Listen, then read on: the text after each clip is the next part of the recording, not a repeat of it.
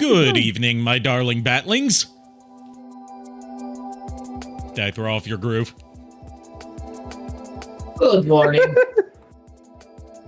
Good morning. Well, technically it's morning somewhere when you think about it. It's morning on the other side of the world. So in Europe, it is morning right now.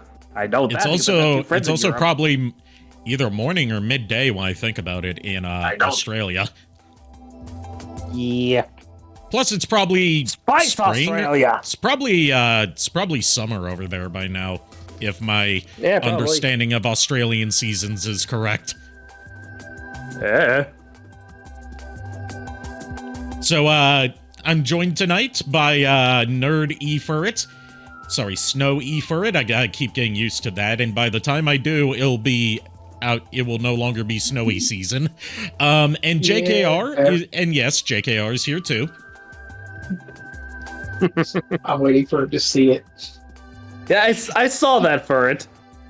Fuck you. Tonight, we are playing Castlevania Lords of Shadow. I'm playing the PC version because it has a very helpful mod for streaming, which is it covers up the bare boobas. So I don't have to worry about editing that in post. That's a horrible mod! It's called the Modesty mod. For streaming. Oh, hold that thought, guys. I just got word there was a package delivered. I gotta go fetch it. Well, we're gonna start without you. Well, go ahead and start without me. I'm just saying, I'll be right back. Okay. Well, that's fair. Sorry. I got a package that's on the way too. Some new cables for my Dreamcast and my Xbox, so I can have more simplified hookups for them. I spent in my Christmas money in it, and I'm getting it all of my stuff tomorrow from what I bought. Ooh, nice. I spent my Christmas money already on some new Retro Fighters controllers, one for the Xbox and one for the N64, the aforementioned cables, paying off the rest of the money that I owed to my artist for my model. Thank you again, Shiba. And if you happen to see this, I hope you saw my message about needing a slight edit for getting the rigging commission done. Your eye is doing this weird twitching thing. Yeah, it's because I rigged this myself, and it's not very good, which is why I'm paying someone else that does it professionally to rig it, so it looks decent. Yes. I bought it Knuckles Season 1, Squirrel Girl Volume 1, and a action figure of Cobb Vanth from The Mandalorian. Nice. Yes. I'm excited. Trying to think of what else I got. No, that's here. The what now? How'd you get past security? How did you get past security? This fortress is impenetrable! Oh, it's simple. I pretended I was a bar of soap and gave them all the slip. God damn it, JKR, you ruined the bit. No, that is the bit. See, that's the bit I was doing with Ari. You were doing a different bit. See, I just heard that. How did you get past? Never mind. It's a bit from the English dub of Sonic X. Ah, nice. I apologize. Turn down the computer volume a bit, because I had no idea how loud this is gonna be. Yeah, this person just packed this thing with fucking packing peanuts, and that's a rare one these days. I don't usually see people. I don't see people packed with packing peanuts anymore. What the fuck? Oh yeah, I also now I remember what else I spent my Christmas money on. I have to get my Sega 32X repaired, so I had to pay for the repair fee, get a diagnosis for it, and that should cover I it. forgot to do the thing. Ah, yes, you forgot to do the thing. The thing. I'm gonna do the thing. Do the thing. Do the thing. Yay, you did the thing. Yay, I did the thing. I can afford the thing. A storm is coming. Mankind faces ruin and hi, Patrick Stewart. I'm not just saying. Is that Patrick Stewart? We go about. Yes, Patrick Stewart plays a major character in this game. He plays Zobek, part of the Brotherhood of Light. All right, I forgot this came out around the time that Patrick Stewart was doing random narration for a bunch of different games. 1047. This came out in, I believe it was 2010, but the PC version came out later. Into darkness. Yeah, he was also the narrator / king in Oblivion, my favorite Elder Scrolls game. This is also the game that They're finally making an HD remaster of, and I'm super excited. Finally, something that's not Skyrim. Right. Fun fact, did you know that Patrick Stewart was also the narrator on the official album for The Nightmare Before Christmas? Yes, and he was also supposed to narrate the actual movie, but something happened and they couldn't get him a contract. Yeah. This also features Robert Carlyle as our main boy, Gabriel Belmont, and Robert Carlyle? Yes. I don't know what else he's Robert played. Carlyle? Alright, the joke got old the first time. Yeah, but they didn't hear the first time. Yeah, well, And it also features Jason Isaacs as Satan. Okay, that's awesome. Also, don't you dare call him that. Esud Dracul. That's a spoiler. That is a major spoiler. Go to the corner of shame. Well, thankfully no one was here to hear that. I heard it. This is true. And now the whole game is ruined for me. Thanks for nothing. So this is also the first major project developed by Mercury Steam, who you might know as the developers of Metroid Dread. No, that's actually one of my favorite Metroid games. Yeah, they have worked on both Metroid and Castlevania, so they've done both halves of the Metroidvania. Nice. Although this one, the first Lords of Shadow is less a Metroidvania and more a God of War clone. As was the style at the time. I'll be honest, I tried to play this game back at the end, back in the day, but for some reason I couldn't get it. Yes, back in the end. We'll get to the beginning later. I mean, to be fair, this game has this game is kind of a slog at the beginning. I was gonna say, for whatever reason, like back when this first came out, I could not get into it, but I've always been meaning to retry it. It's backwards compatible on Xbox. Nice. And of course, it's on Steam, and it regularly goes on sale. When and the Steam version includes the 2 DLC chapters that act as a bridge between Lords of Shadow and the rest of the Lords of Shadow trilogy. Nice. When are they going to bring back the single greatest Castlevania game ever made? Castlevania 64. That's a good question, because that's about... Like, they haven't done re-releases of any of the 3D Castlevanias yet for either Switch Online or for any of the collections. I think the answer is probably never, because Capcom tries to pretend that doesn't exist. Not Capcom, Konami. Konami, yeah. And yeah, I wouldn't say they try to pretend it doesn't exist, because they have had characters from the Castlevania 64 duology appear in crossover stuff. Right. Like Cornell is in... Like, the one they try to pretend never existed is, for the longest time, it was Castlevania Legends, until that got a release on the Switch eShop, and then also that game's protagonist, Sonia Belmont, was featured in the Castlevania DLC for Vampire Survivors. Nice. I just remembered I have to actually have your Let's Play playing in the background. Otherwise, I don't actually get points. So hold on a moment. Yeah. Yeah, alright. Okay, we're good. I like that QuickTime events in this game are just any button press you want to do as long as the timing's right. The sad part is I'm sitting in the chat, like, waiting and looking, like, why aren't I getting any treasure chests? Oh, motherfucker, I have to actually hit play. Like, you can hit play and just keep it on mute. And, right, that's what I did.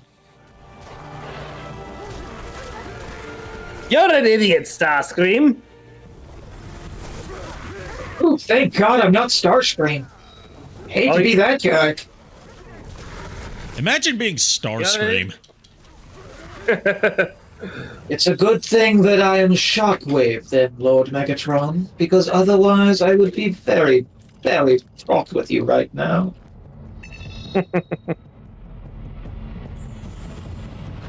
That's my Shockwave voice. I don't think Arikado's ever got to hear it.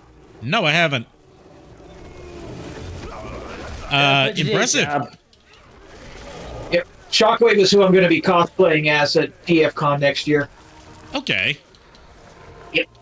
If I can go, I'm going to try and get some version of a Soundwave cosplay ready. Oh, we'll talk about that, because I actually had an idea that might work if you're willing to, like, listen to it later. If you were talking about, like, I think you've brought up doing, like, humanized versions of them before, and I'm up for that, because I have most of the parts for that already for a cosplay I never actually did. Well, I just need to make sure that the code I have for it still fits me. Nice. Like, my idea for Shockwave is I'm going to have this purple lab coat that I found, and then, like, either an eye patch or a visor of some kind. And then, like, build the arm cannon for my right arm.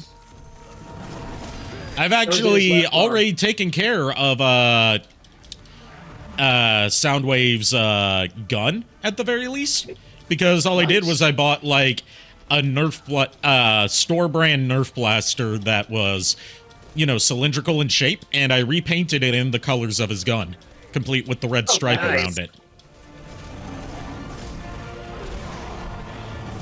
But yes, I just realized I threw away a poster tube today that I could have used as a fucking cannon. God damn it for it. It's okay. It's not like poster tubes are hard to find or expensive. No, it just means now I gotta go to Shark Robot and buy more posters. Or, you know, you could just go to the post office and buy one. Yeah, but the post office doesn't have Luna posters. I've got just there. Okay, so, like, if you... Depending on what kind of cannon you want to make. If you want to make, like, you know, a multi-barreled cannon, just buy, like, 5 or 6 Luna posters. Yes.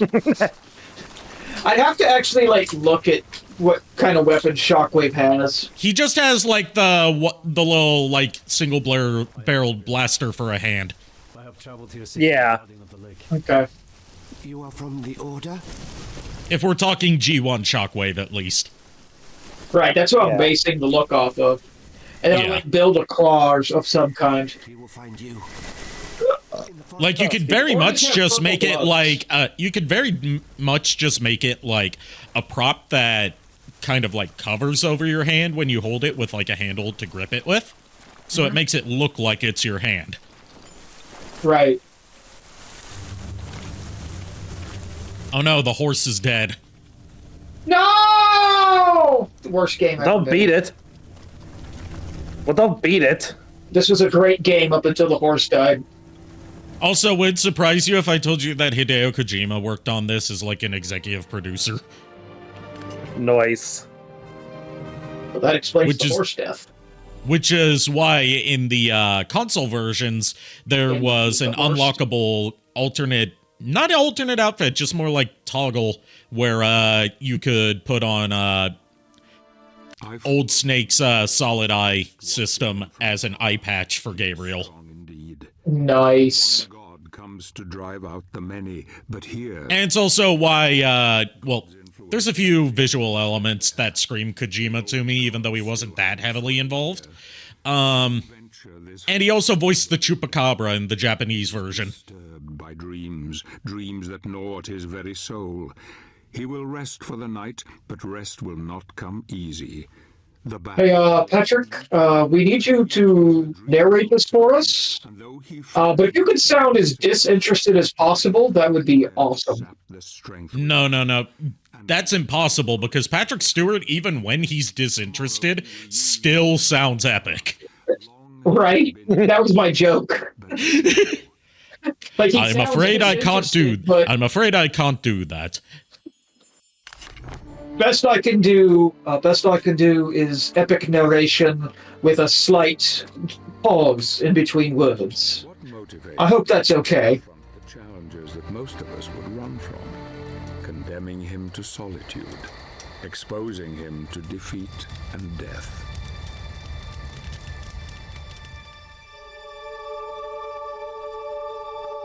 He made it sound too epic. What do we do now? Oh, fuck it, just go with it.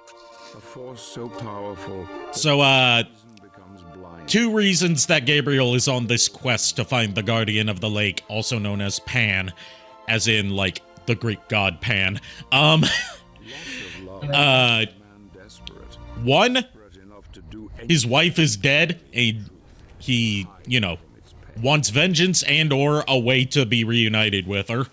And, 2, there's, like, an ongoing crisis of, like, monsters ravaging the land, and he wants to find if it's true that God has abandoned the world and just left humanity to rot. So, also, new horse. Basically the plot of every Castlevania ever. I will take you to him, but we must be quick. I mean, not really. This one doesn't have us hunting Dracula. Why is the horse Scottish? Why not? It's not Scottish, it's Spanish. Scottish would be North, yeah, Spanish. But still, why not? Today, your horse. No, why not? No, why not Banderas. doesn't sound Spanish. Why not sounds like, why not? Today, your horse will be voiced by Antonio Banderas. Because nobody expects Antonio Banderas. No one expects the Spanish Inquisition. No one expects the Spanish horse either.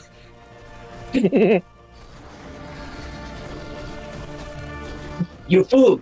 He's beside the whole time! Antonio Banderas!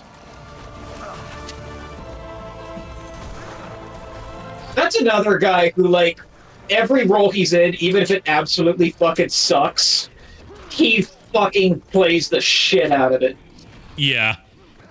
Like, if you look at his performance in the movie version of Evita,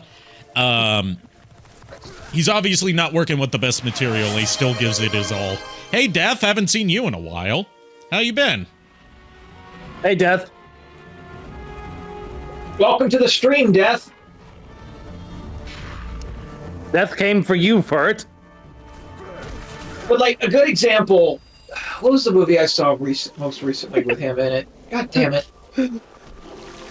I love how I say that and he just keeps going. Uh-huh. He's used to it. Came for me a long time ago. We're good friends.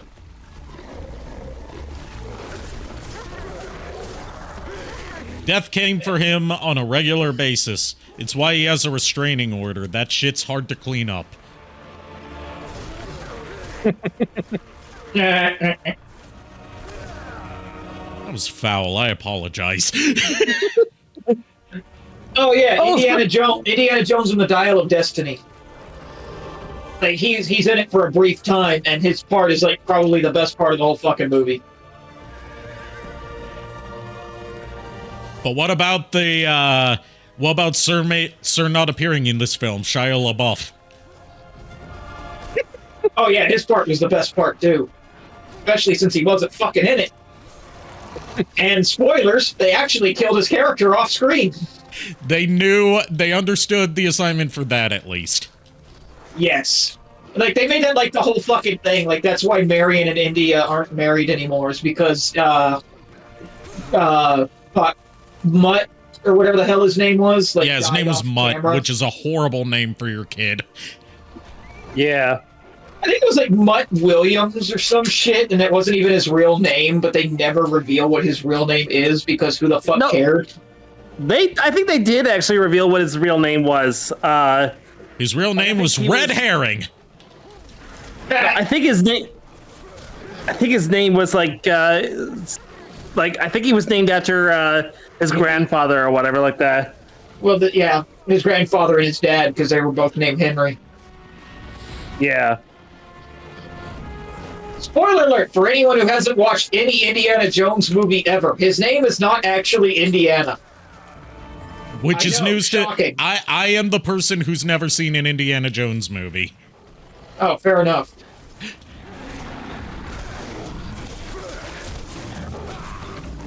I at least recommend the first 3. Raider. Yeah, Raiders, everyone says Lost like Crusade, and, everyone says the Temple first 2. 3 are really the only ones that you really need to see. I recommend Dial of Destiny only because it at least does have a decent enough plot and is 10 times better than Crystal Skull. But to be fair, that's not meaning much. Funny, I finished this game the other day. I see a fellow Lords of Shadow enthusiast. I was actively following this series as it was coming out. They said the game. I wonder if they're talking about this game or Indiana Jones. Oh. I thought I read it as this game rather than the game. Yeah, I did it first. Also, you just lost the game. Yes, I did. But to be fair, I lost the game years ago. Saribot doing the mod's job again. Not the dogs. Anyway, moving on. Oh, well, no, so much for the horse, too, apparently. I love that was as far as the horse could take him. No, I love how not Antonio Bandera horse. May he rest in pieces. Speaking of Indiana Jones, I love this Indiana Jones-ass travel sequence that keeps popping up. Nice. I'm actually doing Indiana Jones right now on my Let's Play channel, so... So far, we have not left the Vatican, and it has been 6 fucking episodes. Yeah, and whose fault is that for it? Look, it's not my fault that I keep doing side quests for a cute nun, okay? Actually, not is it also nun. Alone again, with only his thoughts as company, he continues on his journey to find the one he seeks. Who or what was that strange creature? There is a power here that few know, a power that could have some influence on events. Perhaps the Guardian of the Lake is aware of him now and offers aid in his quest. There is just the small matter of the Dead Bog to overcome, a place that has claimed the lives of many of the Brotherhood. The smell of death is strong here, and danger lies... The smell of death is strong here. It smells like the absolute worst thing you can imagine. Except multiply that by an unimaginable factor. So it is impossible to imagine unless you've been there, is what I am saying. A baby's diaper, got it.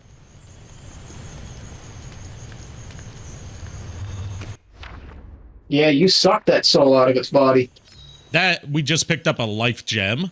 Pick up 5 of them and it extends your health. Is that what they're calling souls these days? It's not a soul. Like, right here, we just got a travel scroll, which is, you know, it contains the last words of this night. There is something in the water, something terrible. I have seen men dragged under and never to return. The location of these creatures can only be seen as ripples or bubbles on the surface. I surmise one must wait for these ripples and bubbles to disappear before progressing through the bog. One cannot walk around them because noxious fumes lay either side of the safe path. So one must be patient and wait for the right moment to cross over them. Heck, I know that I'm going to die, but at least it will be fighting, not swallowed by any of those mire fiends. Can we take a moment to pause at the fact that the game actually censored itself by putting heck? I mean, I don't think I've ever known a game to ever use the word heck. Earthworm Jim has Planet Heck, which is supposed to be a planet based on hell. Yeah, that's true. I forgot about Planet Heck. And true to Planet Heck. And true to any depiction of hell, its background music is... It starts off with the opening to Night on Bald Mountain and then transitions into elevator music. Nice. Oh no! Goblins!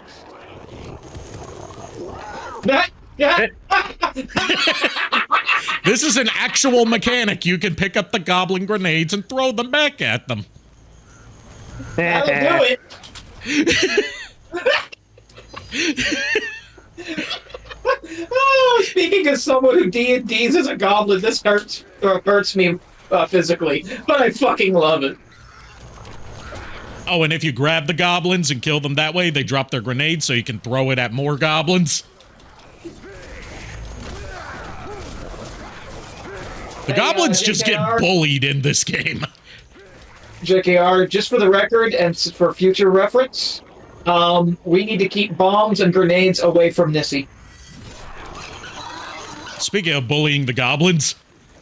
Assuming Nissi ever actually returns to a D&D campaign. Oh, God! God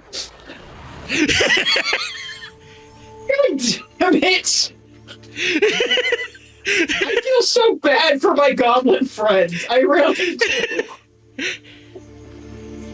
Goblins really do get the short end of the stick at everything fantasy related, don't they? And that was a naiad.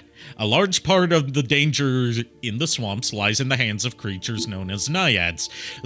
These living things are usually passive, lying inconspicuously on riverbeds and in muddy, damp places, waiting until someone stumbles within range. When they attack, their unfortunate victims usually mistake their limbs for branches and are soon drowned and eaten.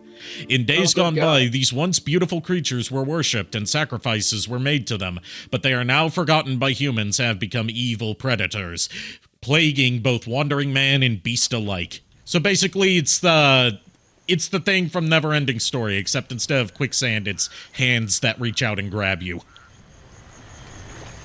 Reach out and touch me. Literally, hand mines.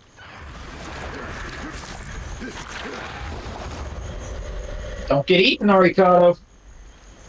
It's okay. Oh, and if you stay too long in the bog water, you sink. That chance.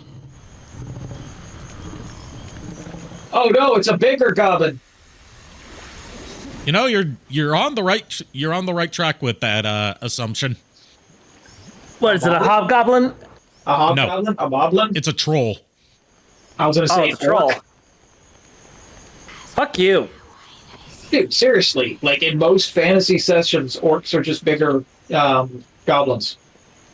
Look at Lord of the Rings. Yeah, Lord of the Rings is the only outlier that I can think of that actually is that, yeah, so... Not in Goblin Slayer. That's fair. But we don't talk about Goblin Slayer as accurate depictions of goblin kind. It's anti-goblin propaganda. It also features a goblin girl at one point that is unnecessarily sexy. Are you sure you're not thinking of a different anime that features goblins as recurring characters? Because I've seen a lot of crossover art between Goblin Slayer and that goblin girl, but I'm pretty sure they're not from the same show. Possibly. Also, I've never actually seen Goblin Slayer. I've read the first, couple chapters of the manga, and I'm like, yeah, I'm not sure if I quite vibe with this. It's just one of those that I just never took the time to watch. It's like, I've been meaning to check out Berserk, because I know that it's, very dark and, drab and dreary, but there's always, a looming sense of hope over the horizon, which is why it's my friend Mistress Dove's favorite series as far as anime and manga go. But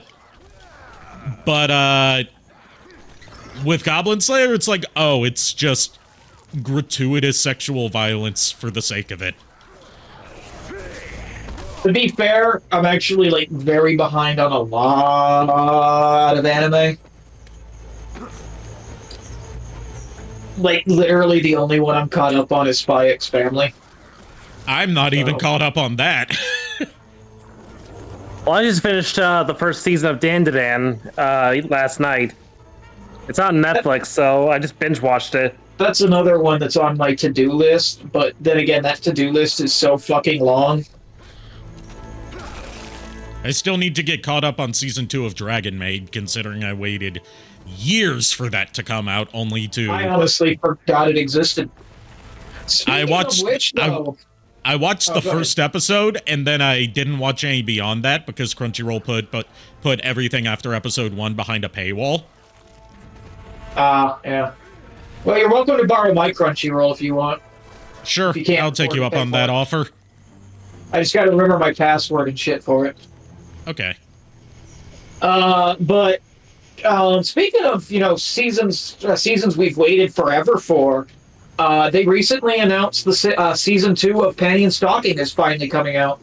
Yeah, they announced it a while ago, but we haven't heard anything about it in years. We finally got our first teaser of it. Yep. And according to Jamie Marchi, they've already started doing the dubbing recording for it. So yeah, that makes sense given that it's a series that was really designed to catch on in the West. So it makes sense they would already be working on a dub for it. That's like the only series that I can think of in history where the original creators of the show have said, "Nah, don't watch our version. Watch the English dub." Yeah, a close second to that I've heard is I'm not sure who it was on the staff of Cowboy Bebop, but had some good things to say about Steve Blum's portrayal of Spike Spiegel. Yep. I can't remember who it was that said it, but paraphrasing what they said, it was something along the lines of, our Spike Spiegel is really good, but the American Spike Spiegel is sexy. Ooh, I mean, it's Steve Blum, so that man to this day could serenade you into anything he wanted to. I would know. I've met him in person and had a really interesting interaction with him when I got a photo with him. In a good way. Interesting in a good way, not in a creepy way. Right. And it was interesting in a good way because, even before I came out as bi, I totally had a crush on Steve Blum. I mean, dude, to be fair, same, because, every man alive has a crush on Steve Blum, even if they won't admit it. Even before I came out as bi, my man crushes were Steve Blum and Scott McNeil. Nice choices. I like how JKR went silent after we said that. I'm multitasking here. Well, have you tried what you multitasking with? Chuck asked me a question, one of the servers I'm in, because I posted a picture of my newest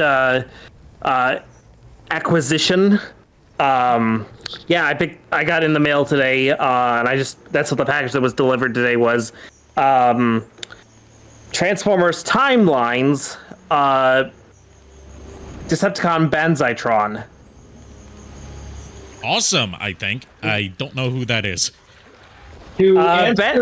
Oh, sorry, go ahead. I know that's I know since it's from Timelines, that means it's either a convention exclusive or it's a Collector's Club exclusive. Yeah, I don't know if it was a convention exclusive or a Collector's Club exclusive. I have to look this up, but Banzitron here is a repaint of Transformers Energon Mirage. To answer Jeff's question in the chat, the answer is yes. How did he hold that so long without blowing his hand with the grenade, I assume? Gabriel Belmont's just that powerful. Time itself was like, nah, we ain't blowing up this man's hand. Fuck that shit. I'm only half joking about Gabriel Belmont being that powerful. As we shall see when the story plays out. Is he one of the original Belmonts? I mean, I know it's Simon and... this is a reboot. This was an attempt at a reboot that ended up just becoming a trilogy. And he is meant to be the first of the Belmont clan. We do get new interpretations of, not in this game, but in future parts of the Lords of Shadow series, we get new versions of Trevor and Simon, as well as Alucard. Trevor, yeah, that's it. We even kind of get a new version of Sypha, but very briefly. And interestingly for me, in Lords of Shadow 2, which is mostly set in the modern day, we get a version of Victor Belmont, who is from a canceled game for the Dreamcast that was unplayable, lost media up until a few years ago when they found the E3 prototype for it and dumped it online. Nice.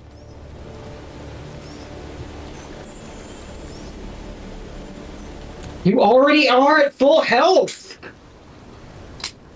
I kind of realized that I screwed myself out of getting all the collectibles in this stage because I didn't take a proper fork in the road earlier, so I'll have to replay this stage to get some more life gems. Oops. Oh, you done did a fuck up.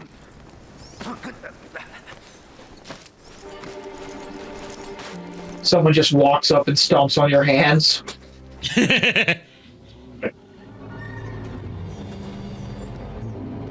I like the monster designs in this game. It is a very visually... I hesitate to use the term beautiful. Because it looks better on PC than it does on console, and it runs better on PC than it does on console. I had this on 360 back in the day, and it ran like ass and came on 2 discs.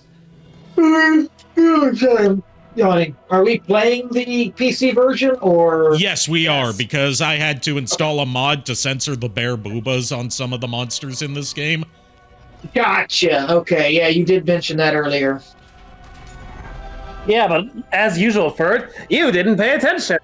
No, I did, because I commented on it. I just forgot. There's a difference. Anyway, we got our first... They specify this is not a whip. It is a combat cross. And we got our first upgrade for it, the hook tip, which lets us use it as a grappling hook. Hook tip.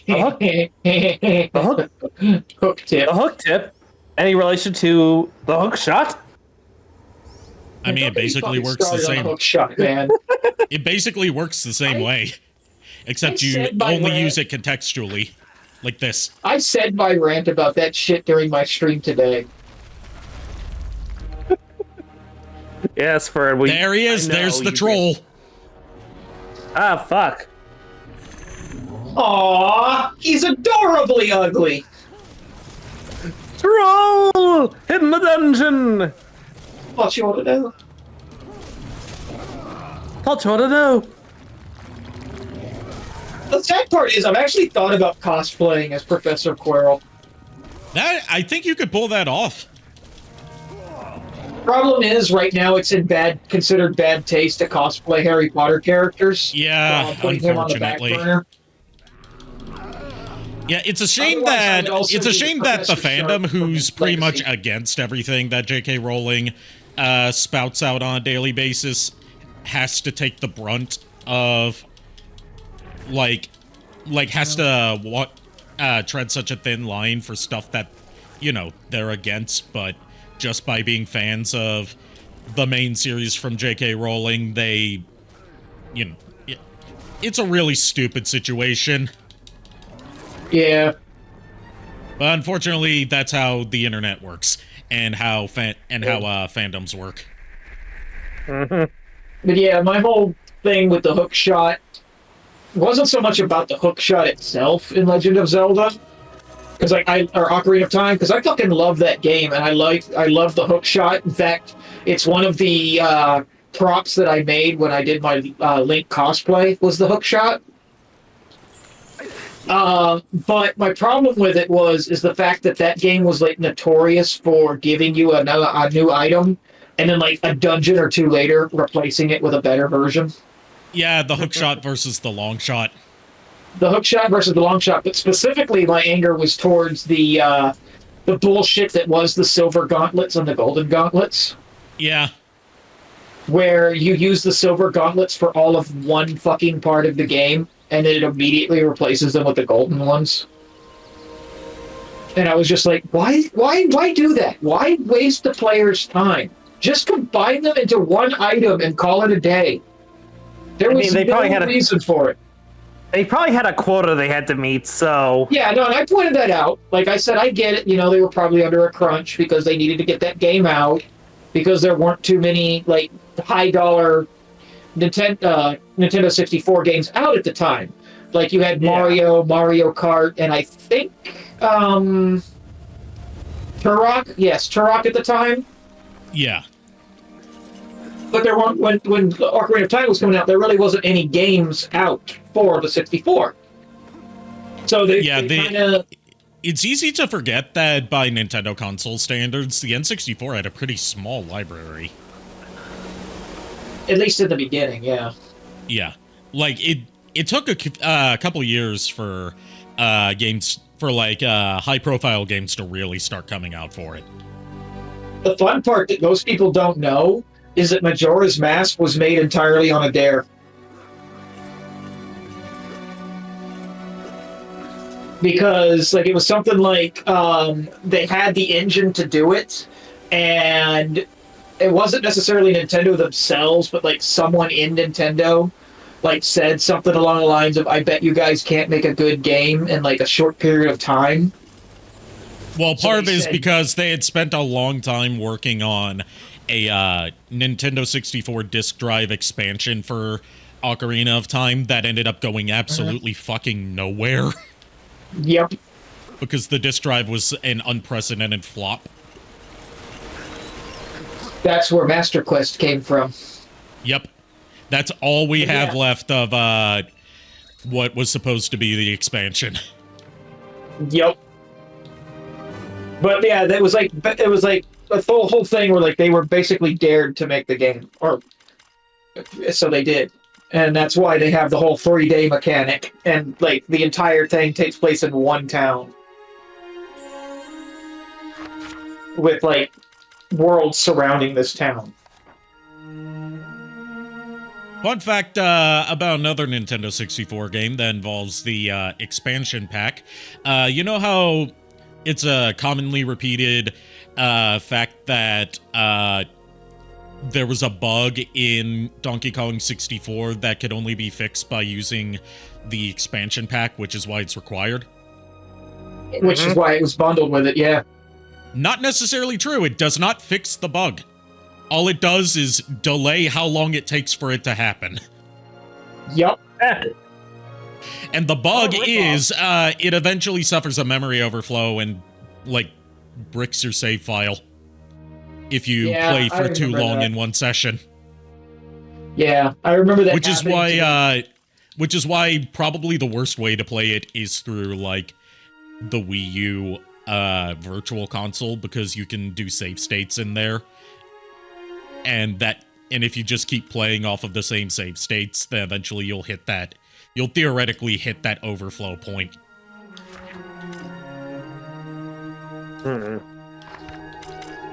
Also, it's a game that doesn't work properly in emulation because the game is programmed to compensate for the slowdown that it experiences by speeding up your movement and animation speeds. And in emulation with better performance, it makes certain sections harder than they're supposed to be as a result. Yes. The stench of the bog fades into memory. Supposedly, thankfully, we're out of the stink pit. A paradise where nice. lives in I was to say, supposedly, that's one of the reasons why it's taking them so long to get it to Nintendo Switch, is because they're trying to find workarounds for those bugs. Yeah, that would make sense. Long forgotten by men. They've said it's coming. Don't worry, we are working on Nintendo Donkey Kong 64 for the Switch. It's just taking a while. Yeah, Donkey Kong 64 is a game that, like, even today, it's hard to emulate it properly. Is almost over. He will need all his strength now, all his wits. If he is to succeed here, if he is to convince the old god to help him.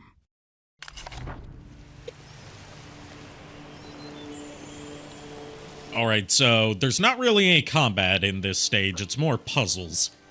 First one is we gotta find all the runes that tell us the pattern to enter at the end. Nice. The fuck was that for it? Me saying nice? No, the fuck was that voice? Nice.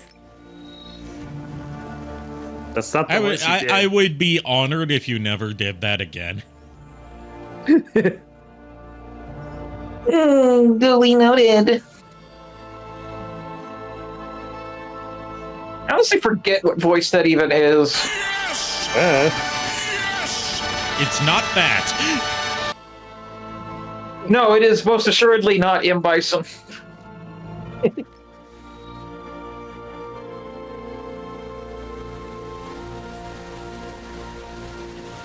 Fun fact about most of these night scrolls that you end up finding. There are two of them that have pop culture references if you actually bother to read any of the scrolls. One of them includes a reference to Portal, where, of course, they say that the cake is a lie. Nice.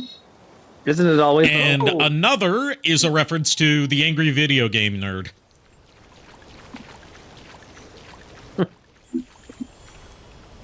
Where, the knight in question mentions that they can't figure out how to progress and think about holding a red crystal while kneeling against a wall and waiting for a tornado to pick them up.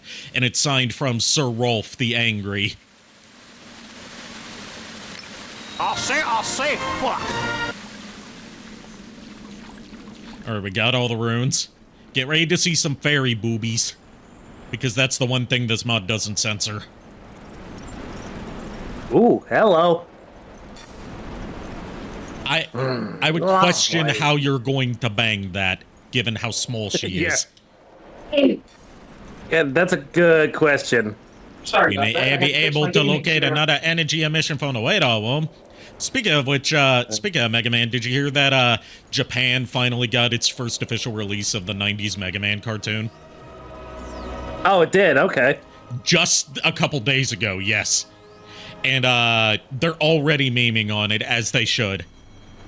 Yeah, you know, another thing that really irks me is the fact is that Capcom is going out of their way to try and revive old dead IPs of theirs, but they will do everything they can to skip over Mega Man. Yeah, but I don't feel like ranting about that today. I get you. I'm just saying, it's like that's just they're going out of their way to bring back Darkstalkers, which I think is like. Are they bringing back Darkstalkers? I haven't heard anything about that. I mean, I thought I heard that, but then again, I could just be misremembering. Silver lining on it all, though, real quick, just to add a piece. Apparently, the secret level episode of with Mega Man in it was so popular that Capcom might actually consider it. We don't know yet, though. Yeah, we don't know, just like we haven't known anything like concrete that doesn't turn out to be a flash in the pan since 2011. Yeah. I need your help. Right. I find it funny that out of all the episodes in Secret Level, the one that got the most praise and hype was the shortest one in the entire batch. To be fair, everything being I've the seen Mega of Man Secret Level episode so far, I'm very disappointed. Oh. Most people have been disappointed in how Secret Level turned out, but everyone agrees that the Mega Man episode was fantastic and could only be better if it wasn't only 5 minutes long. Oh, hello, random person from the Dark Crystal movies. That is Pan, the guy we've been seeking, the Guardian of the Lake. He was also the horse. God has not abandoned us. They believe that a powerful spell That checks. by someone or something. A spell that has isolated our world from the heavens, cutting us off from God, and allowing evil to flourish unchecked. Why have the Brotherhood of Light sent you to the Lake of Oblivion? They have dreamt that a message waits for me at this lake. A message that holds a clue to our salvation. Oh yeah, that message is like 3 days old. Show me the path. We've been waiting for you to come actually fucking pick it up. Nah, it turns out that the message is actually, we've been trying to reach you about your car's extended warranty. Yes.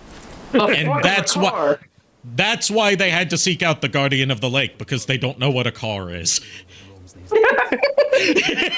We've been trying to reach you about your horse's extended warranty. We've been trying to reach you about your carriage's extended warranty. The fuck is a warranty? Seek out the Guardian of the Lake. The fuck is insurance? You really need to show him hell of a boss. Yes. Yes, I do. Well, the good news is he'll live. You little freaky imp creatures or demon creatures have insurance, right? What the fuck is insurance? It's my favorite fucking line in the whole series. It's not even. I sent Ari a playlist of all the episodes. Yeah, I just haven't watched it yet. Yeah. Anyway, the sad part is the pilot's not canon, but it's still great. Are you guys familiar with the pit and the pendulum? Because that's our puzzle here. We have to align the rings before the pendulum comes down and slices our wife open. Yes, our wife. Yes. This is someone's fetish. Yes, we share this woman. Yeah, haven't you heard of polyamory? Yeah, I've heard of it. I'm not against it. I've just never been involved with it. Wait, it's pronounced polyamory? Yes. I've been saying polymory for years. No one's corrected me. Well, now you know. This is and knowing is half the battle.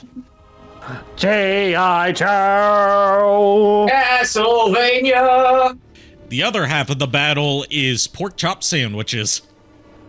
Violence and guns.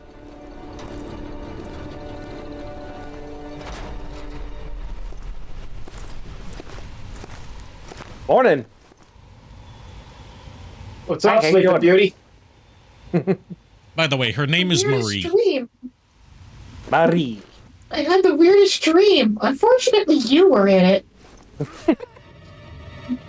Oh, well, Oh, fuck. This took a fucking turn. This is foreshadowing. Foreshadowing is a literary device. Foreshadowing is a literary device in which a character does something that will later come into play later on. Or see something that will... I feel as though I'm being foreshadowed. Tell me. Pan, what the fuck was that? And I'm not gonna lie, what kind of kiki-ass shit are you into, and why are you involving me and my wife?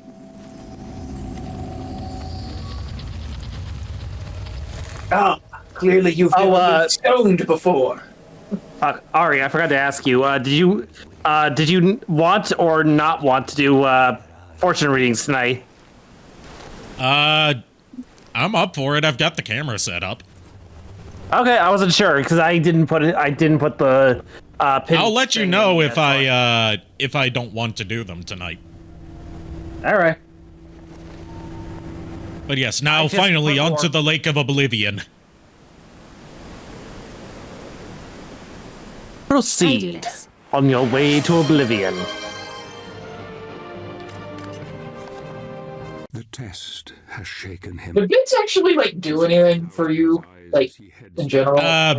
These are not bits. These are channel points. Those. Channel points don't benefit me in any way. They're just a fun little thing that I can set up interactive stuff with. Bits, on the other hand, contribute to my revenue and contribute to when I get paid. Gotcha. Joke's on you, I love this song.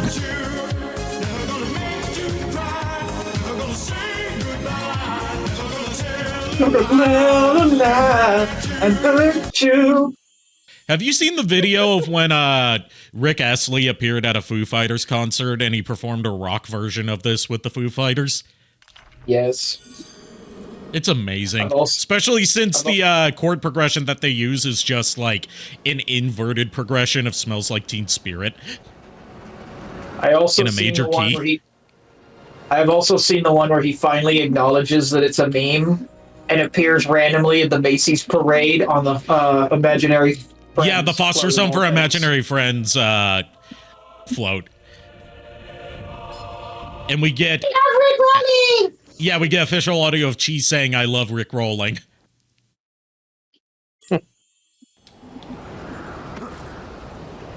For years, he tried to say that he hated that was a fucking thing, that people were doing that, and then he just finally gave up and acknowledged it. And he's fully embraced it nowadays, even though he said he is tired of the song. He still performs it.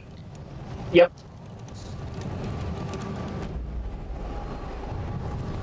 All right, time for a proper boss fight instead of a mini boss fight. It's time for a boss fight!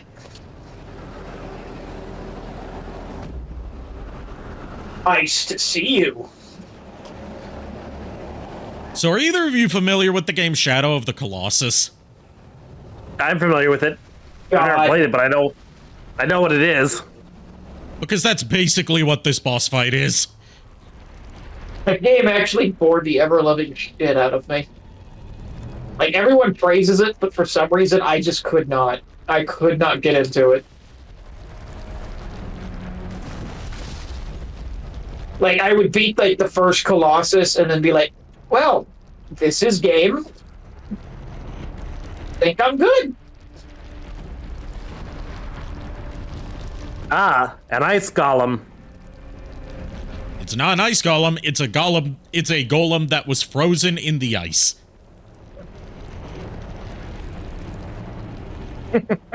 Also, I believe they're called Titans. Because of course they are. Excuse me, do you happen to have any antibacterial cream? This shit sucks on my face, dude.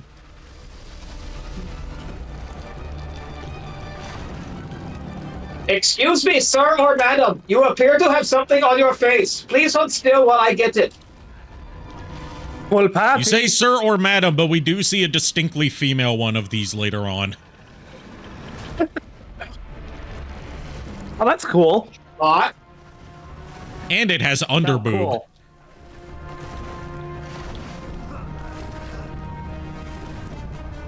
That has got to suck on his hands, glove or not. Yeah. But Gabriel Belmont, he just powers through. Mm-hmm. Meanwhile, inside his head, he's like, fuck, fuck, fuck, cold, cold, fuck, fuck. It's okay. His hot-blooded, fiery spirit shall keep him warm. Some people would call that tenacity. Not Gabriel Belmont, though.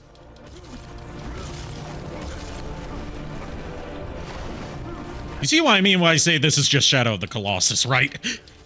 Yes, very much so. Yeah, you punched that arm.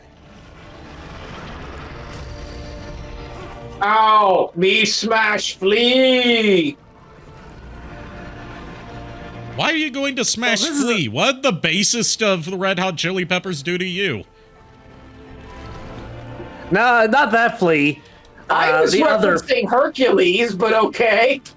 I haven't seen Hercules in a long time. The other Flea. The Flea from Mucha Lucha? Yes, that one. I've never seen Mucha Lucha. You should. It's damn good. Even if you're not into Lucha Libre, it's still a good series. Mm.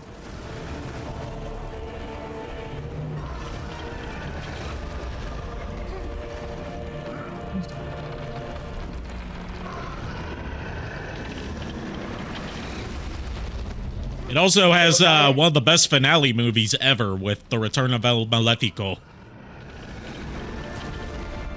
My whole shtick that I did was from the part in Hercules where he's fighting the Cyclops. Oh, okay. Yeah. Like I said, it's been a long time since I've seen Hercules. Which is funny to me because I was obsessed with Hercules as a little kid. Again, same. My most recent exposure to Hercules has been the Kingdom Hearts series. Oh, yeah, because it's like the one level that they just will not stop bringing back. Yeah, because it's not true. Because they keep managing to do cool things with it. Even though it technically took them 3 games to do an adaptation of the Hercules story. Or at least Hades' grand plot from the movie. Actually, no, not 3 games. More like 9 games, now that I think about it. That's worse. Well, it's because in every Kingdom Hearts game before Kingdom Hearts 3, we never got to explore the actual world of Hercules. We were just at the Colosseum. I thought Kingdom Hearts 3 gave us Mount Olympus and the city of Crete. I forgot about the city part, but then again, I only played Kingdom Hearts 3 once. I only played it once too, and I have been meaning to go back to it, because I've heard that the DLC actually fixes a lot of issues that people had with the endgame. And Because, like, the ending is very rushed. my problem with the DLC is it forces you to do an entire rehash of the fights with the Organization 13 characters. And I'm fine with that. You literally just did that, and then it makes you do it all over again. I'm fine with that because we didn't get, like, very many proper fights with the Organization in Kingdom Hearts 3, unlike, you know, Chain of Memories or Kingdom Hearts 2. Well, no, that's what I'm meaning, though. It's like the fight you have with Laxarine. Larxene. Larxene. Laxarine sounds like something you take for constipation. That's fair. But yeah, it's the fight with her, the fight with the guy after her. I can't remember which one it was, and I want to say Marluxia. Marluxia. And then the final one with Ansem again. Like, it's literally that whole ending of Kingdom Hearts 3. It makes you do it all over again for no reason. Oh, hi, Patrick Stewart. See, he's not just a narrator. Nah, that can't be Patrick Stewart. He's too nimble, and he's not using a wheelchair. You do realize Patrick Stewart's been in other things aside from X-Men, right? Yeah, like American Dad. This is clearly American Dad, Patrick Stewart. Agent Bullock. Yeah, Agent Bullock. Deputy Director Bullock. That was his name. Yeah, Deputy Director Bullock. Yeah, he is easily like the best part of American Dad. Yes.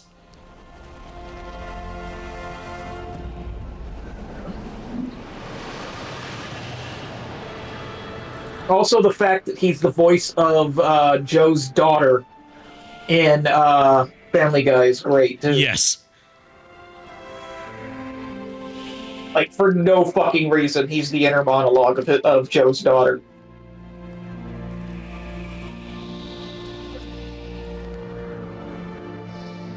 Ah, shit, it's the ghost. I had McDonald's today. Did they put ghost in the fucking burger again? This is the last time I go to McDonald's. I will now go see Kentucky Fried Man. I don't know what you referenced, but It's from the Super Ghostbusters album. You need to listen to it. Okay. I'll be back, guys. I'm gonna go grab something to eat. I'm starving again. Okay. The world has been isolated from the heavens. Some believe that God has abandoned us. Can it be true? I feel that the spirits are trying to talk to me. They whisper things. You are a spirit, honey. It is hard to understand them all. It is so dark. So many people crying. I cannot find them in the blackness. And unfortunately, they haven't invented flashlights yet. A shadow is on my mind. Have you tried a torch? Honey, now's not the time for jokes. What are they telling you? Who's joking? Who are they? They are the spirits who founded your order, and that the power of the Lords of Shadow is the key. They talk of a prophecy. Meanwhile, Patrick Stewart's standing there like, what the fuck are you talking to? I can hardly see you. Darkness is closing around me. Marie. I love you, Gabriel. Don't go, Marie. I love you too. Wow, that was almost on par with the greatest performance of all time. I love you, wife. Don't get me wrong, his delivery was better. Gabriel's was. Yes. But just I love you too.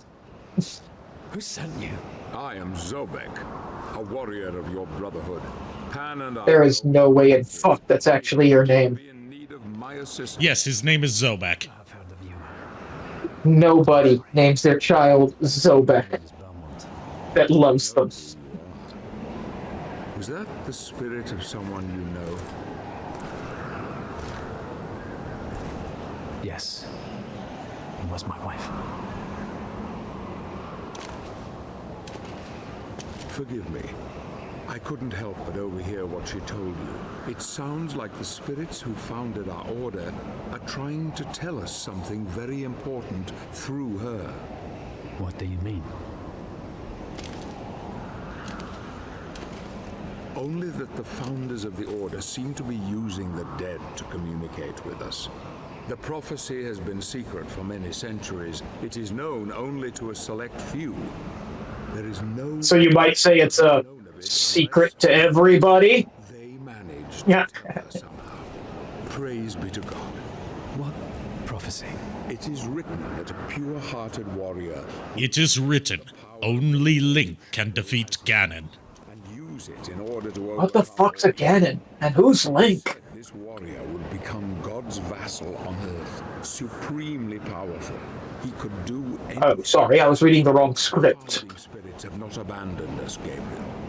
You just hear the sounds of Patrick Stewart shuffling through his many scripts. Into the lands of the Dark Lords, you and I. Oh, that's X-Men. Reclaim the powers they hold and unite the heavens with this. No, that's the Emoji Movie. Don't you see, Gabriel? You can bring her back.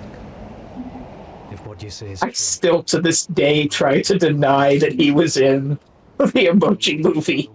One of my favorite stories related to the Emoji Movie is that the part of the poop emoji was initially offered to Jordan Peele, and that's what made him quit Hollywood acting. and prepare the way. Nice.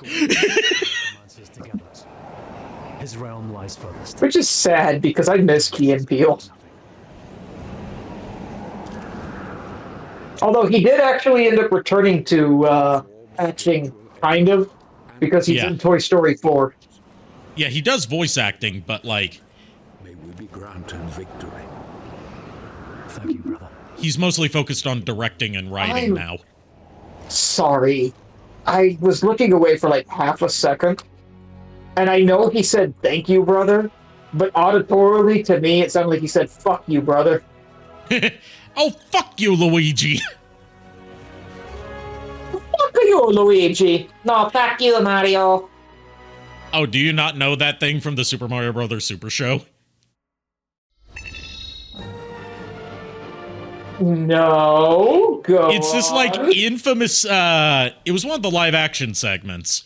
It's, like, Mario and Luigi talking about, like, staying neat and tidy. It's like, by the way, Mario, you have a piece of spaghetti on your overalls.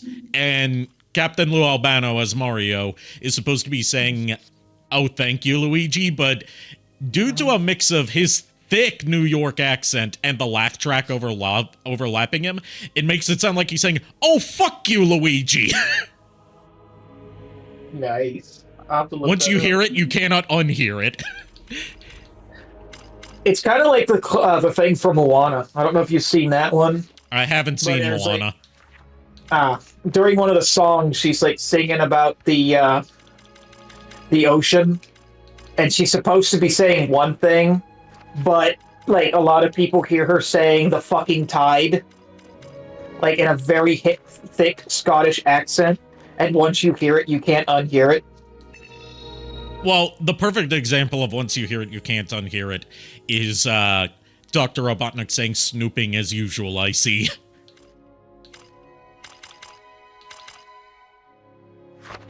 Yep. Hey, Shadow Dragon.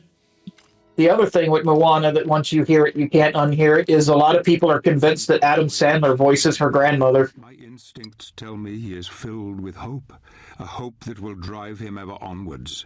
Good. Perhaps he is the one, a warrior of pure heart who can deliver. Maybe Robotnik will say it in Sonic 4. I just want a soundbite of Jim Carrey's Robotnik saying snooping as usual, I see, then I'll be satisfied with him retiring from acting. I honestly wanted to hear him say piss on the moon, but... You know they're not going to do that in an official Sonic production. A forest lies to the east that leads... Especially something that's rated PG. Although they got away with a lot of swearing in Sonic 3. Forgotten and decaying. I don't remember too much. They swear, it's a pretty sizable amount for a PG-rated movie. I do remember Shadow did get to say damn once. I was denied Shadow saying fuck. Yeah. I wanted Shadow to say fuck, but no, they had to make it PG instead of PG-13, so they're not allowed their one fuck per movie. Well, there's always Sonic 4. Yeah. Maybe we can get spoiler character that I'm not going to mention, due to that movie still being new, to say fuck. Enough.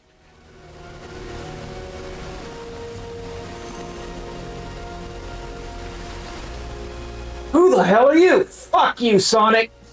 Okay. The kids in the audience are now alienated, but that's fine.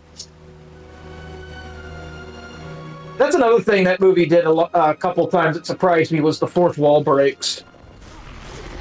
Thankfully, it didn't linger on them for too long. No. Because they landed kind of flat for me, but they didn't overstay their welcome. No. I mean, that's true, but like I said, I was just surprised they were doing them. Because the Sonic movies, you know, at least tried to keep themselves serious and contained in that universe. Yeah. Okay, so we now have light magic. Light magic heals you every time that you strike an enemy while it's active. Giggity. And as it's explaining here, enemies drop magic orbs when you kill them without magic activated. The orbs are called neutral magic, and that's because we later get shadow magic. And you harvest the orbs by clicking either the left stick for light magic or the right stick for shadow magic to fill up their respective meters. And if you kill an enemy while you have either magic activated, they don't drop orbs. And they drop more orbs if you manage to build up combos without taking damage. The really cool thing that Sonic 3 did that a lot of people don't fully acknowledge is that after the abysmal release that was Borderlands, it actually renewed a lot of people's faith in video game movies. Yeah. Although I feel like Borderlands, I don't think people were expecting Borderlands to be good to begin with. Well, dude, that thing had so many different production issues going in. Also, the fact that it was like a decade past the Borderlands hype train.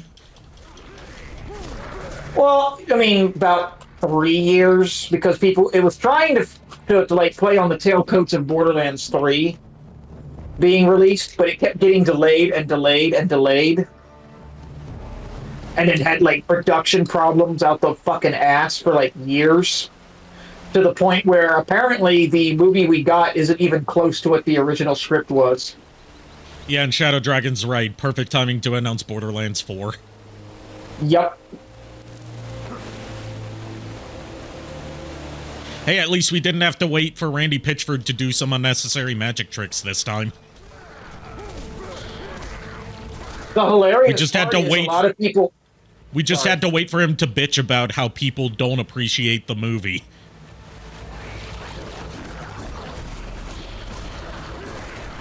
Speaking of which, did you see that Sony is blaming the media on the fact that Madam Web and Craven bombed horribly?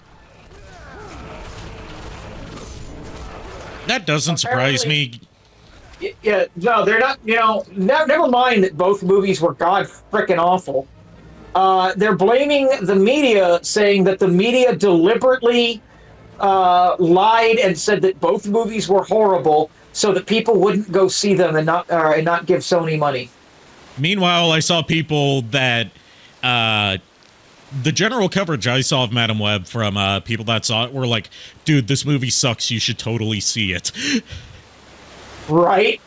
That's the funny part. That's why I saw Madam Web, is because people were like, oh my god, this movie's so fucking bad, you have to witness it. And meanwhile, with Kraven the Hunter, it was like, this movie sucks and it's not in the fun way. Yeah. I mean, you have the most terribly CGI'd rhino ever, so... I don't know who the hell thought that was a good idea, but somebody passed that in the production line. Oh my god, this thing is horrible! It's ugly! It's gonna be the selling point of our movie! No, the fuck it's not, Jim. I mean, I haven't seen much from the Kraven the Hunter movie because I wasn't interested in it to begin with. I don't think Kraven's really a character that can carry a movie on his own as the main character. As an antagonist, yes, but not as the protagonist. Here's the thing. Like, yeah, I mean, I hear you. Like, he would make a much better antagonist than a protagonist. But of all of Spider-Man's villains, other than Venom, I would argue that, honestly, if done right, Kraven probably could make for a good, build-up movie as to why he is the way he is. Yeah, if it was an origin origin movie for a Spider-Man, for like him to be pitted against Spider-Man, I could see that. But since that's not what they seem to be doing, it's like, they make him a protagonist outright. It's fucking stupid.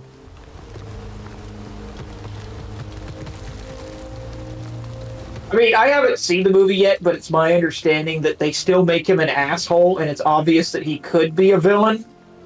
But it plays too much into, like, how Morbius did, where he's a bad guy, but forced to do good. And that's why a lot of people fucking hate it. And not in, like, the Venom way, where there's, like, moral ambiguity to the character. Right. It's more like, this guy is clearly written to be a villain, but has been shoved into the hero role. Right. Because we don't have rights to the actual hero. My other problem is that they're like, this was supposed to be like the build-up for their Sinister Six. Which I don't get why they're doing a build-up for a Sinister Six without a Spider-Man. Right. Well, apparently, it was supposed to be, like, it was going to be Andrew Garfield's Sinister Six. And that they were finally going to reveal that these were all taking place in Andrew Garfield's world. Problem is, the movie's bombed so badly that even Andrew Garfield himself was like, I wouldn't act near these people if you paid me. I mean, I wouldn't blame him for not wanting to be involved with Jared Leto in a Sinister Six movie. And nobody wants to be involved with Jared Leto. The fact that he's playing Skeletor has already turned me off to anything they can do with Masters of the Universe.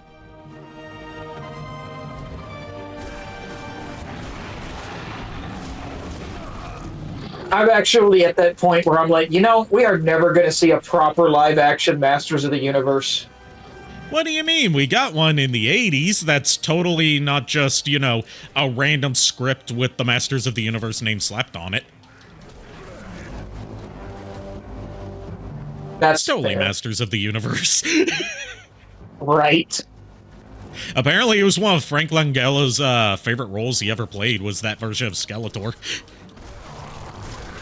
Hello, Kazim Shelby. I hope I didn't butcher that. Brazilian amo ese juego. I butchered that pronunciation. Welcome. I don't speak Portuguese, but I welcome viewers of all origins.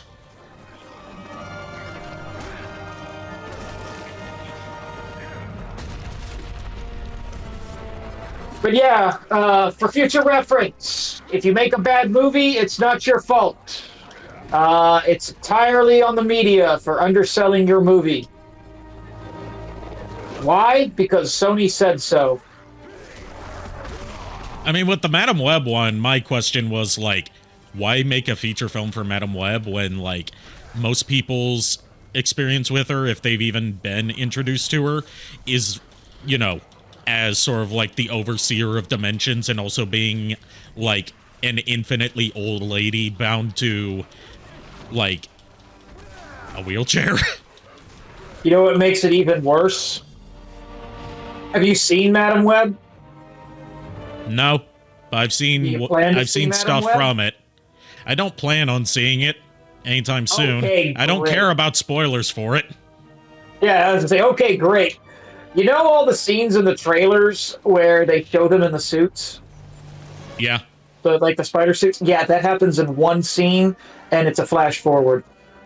Who's Madam Web? Okay, my exposure to Madam Web comes from the 90s animated series. And that's the incarnation... Yeah. That's the kind of incarnation that I'm mostly familiar with. I don't know if they've done other stuff with her in the comics recently. I don't know if they've done stuff with her in the comics more recently that's more in line with how they did her in the movie, but like when I saw that, I'm like, this does not feel like Madam Web to me. Right.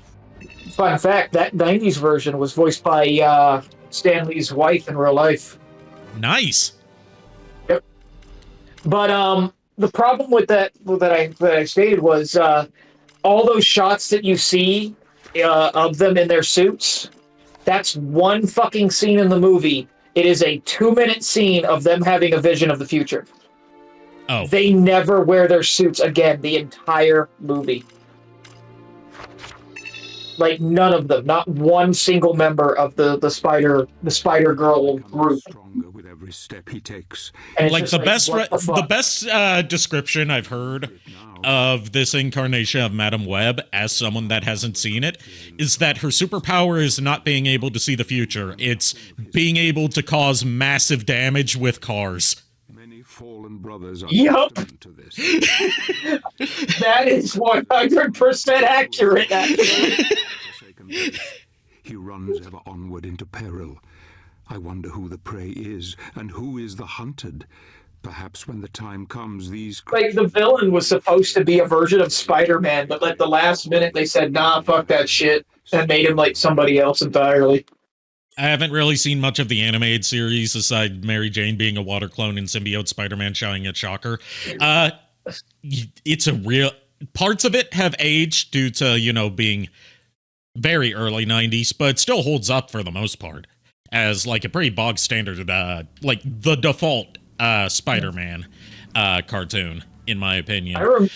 And it's also where we got the origin of the... It's where we got the origin of the idea of the symbiotes being powered by negative emotions like anger and hatred and sadness and stuff like that.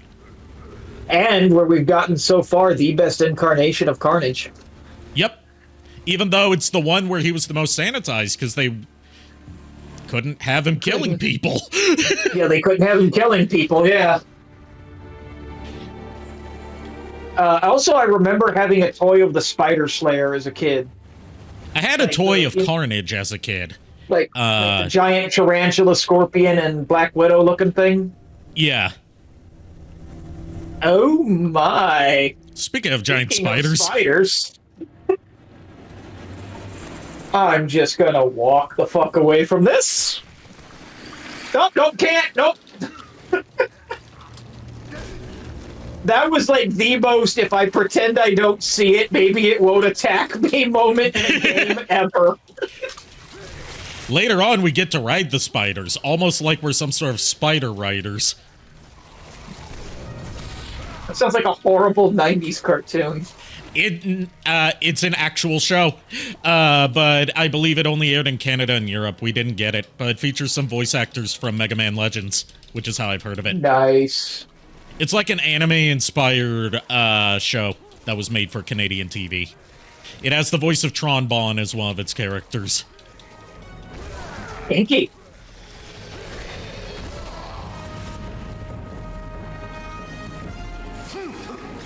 But yeah, long story short, don't watch Madam Web. It was terrible and has nothing to do with anything. And, like, honestly, I give all the kudos. You know it's bad when even the star of the movie doesn't have anything good to say about it on the promotional circuit. That's what I was gonna say, is I give her all the kudos in the world for basically telling people, don't go fucking see this movie. I actually regret signing up for this. If you, by the way, speaking of con appearances, when like just at that point where when she does con appearances, she doesn't even have pictures of Madam Web on her table. Like she does not sign anything involving that movie. It's hilarious. Speaking of awkward interactions involving bad Sony Spider-Verse, not Spider-Verse, but like Spider-Man Villain-verse, whatever they want to call it, movies. If you want to see the most awkward interview for a movie promotion thing ever that's not just played up as a prank, look up Fubuki from Hololive's interview with Jared Leto to promote Morbius.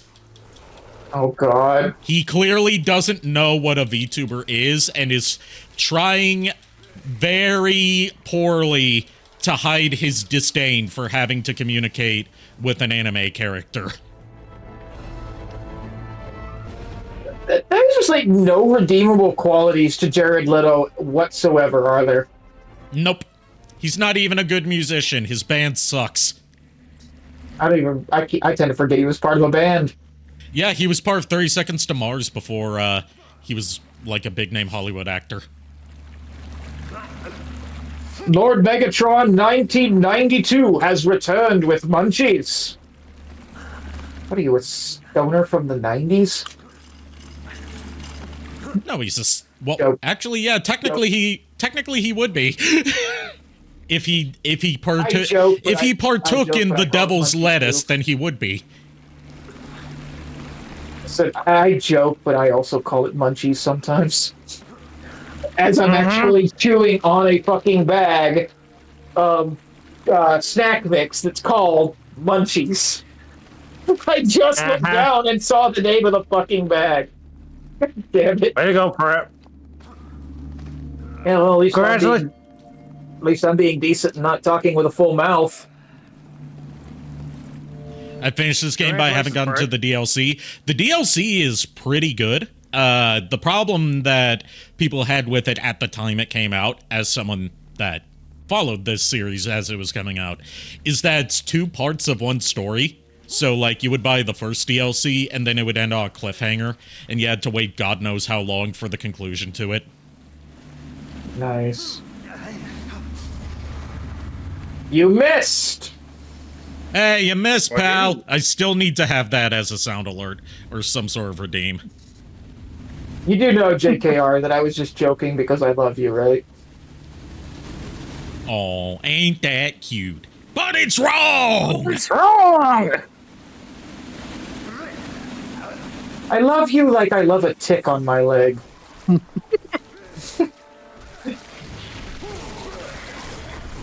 Yeah, the problem is for it, I'm like a bad fungus. You can't get rid of me. I like my coffee how I like my men. I don't like men. I like my women like I like my coffee. Big ass titties. To be fair, though, I've actually started getting into like caramel lattes and caramel like flavored coffee. And I actually do like women with that color skin. So I can genuinely say I like my women how I like my coffee. Caramel. We get it. You like Shantae and Orzette. Caramia. See, I wasn't gonna say. I've heard worse. I've heard worse. To be fair, after meeting her in real life, I genuinely have a crush on Christina V now. Who wouldn't? She's amazing. Hell yeah. And apparently she actually professionally belly dances now. Doesn't surprise me. It's still a crime that she didn't get to voice Sprigatito in the Pokemon anime. Given that she did a Sprigatito Despacito video completely unprompted. And before, this was like before an announcement of a Scarlet and Violet anime had been made. And she came up with a voice that everyone agreed was perfect for Sprigatito. Mm-hmm. On a hilariously side note of, things that were denied, what's the name of the gym leader that's like a huge like VTuber character in that? God, I can't remember her. Iono. Yeah, the original voice choice for that was Amelie, but she opted out for some reason, and she actually regrets it.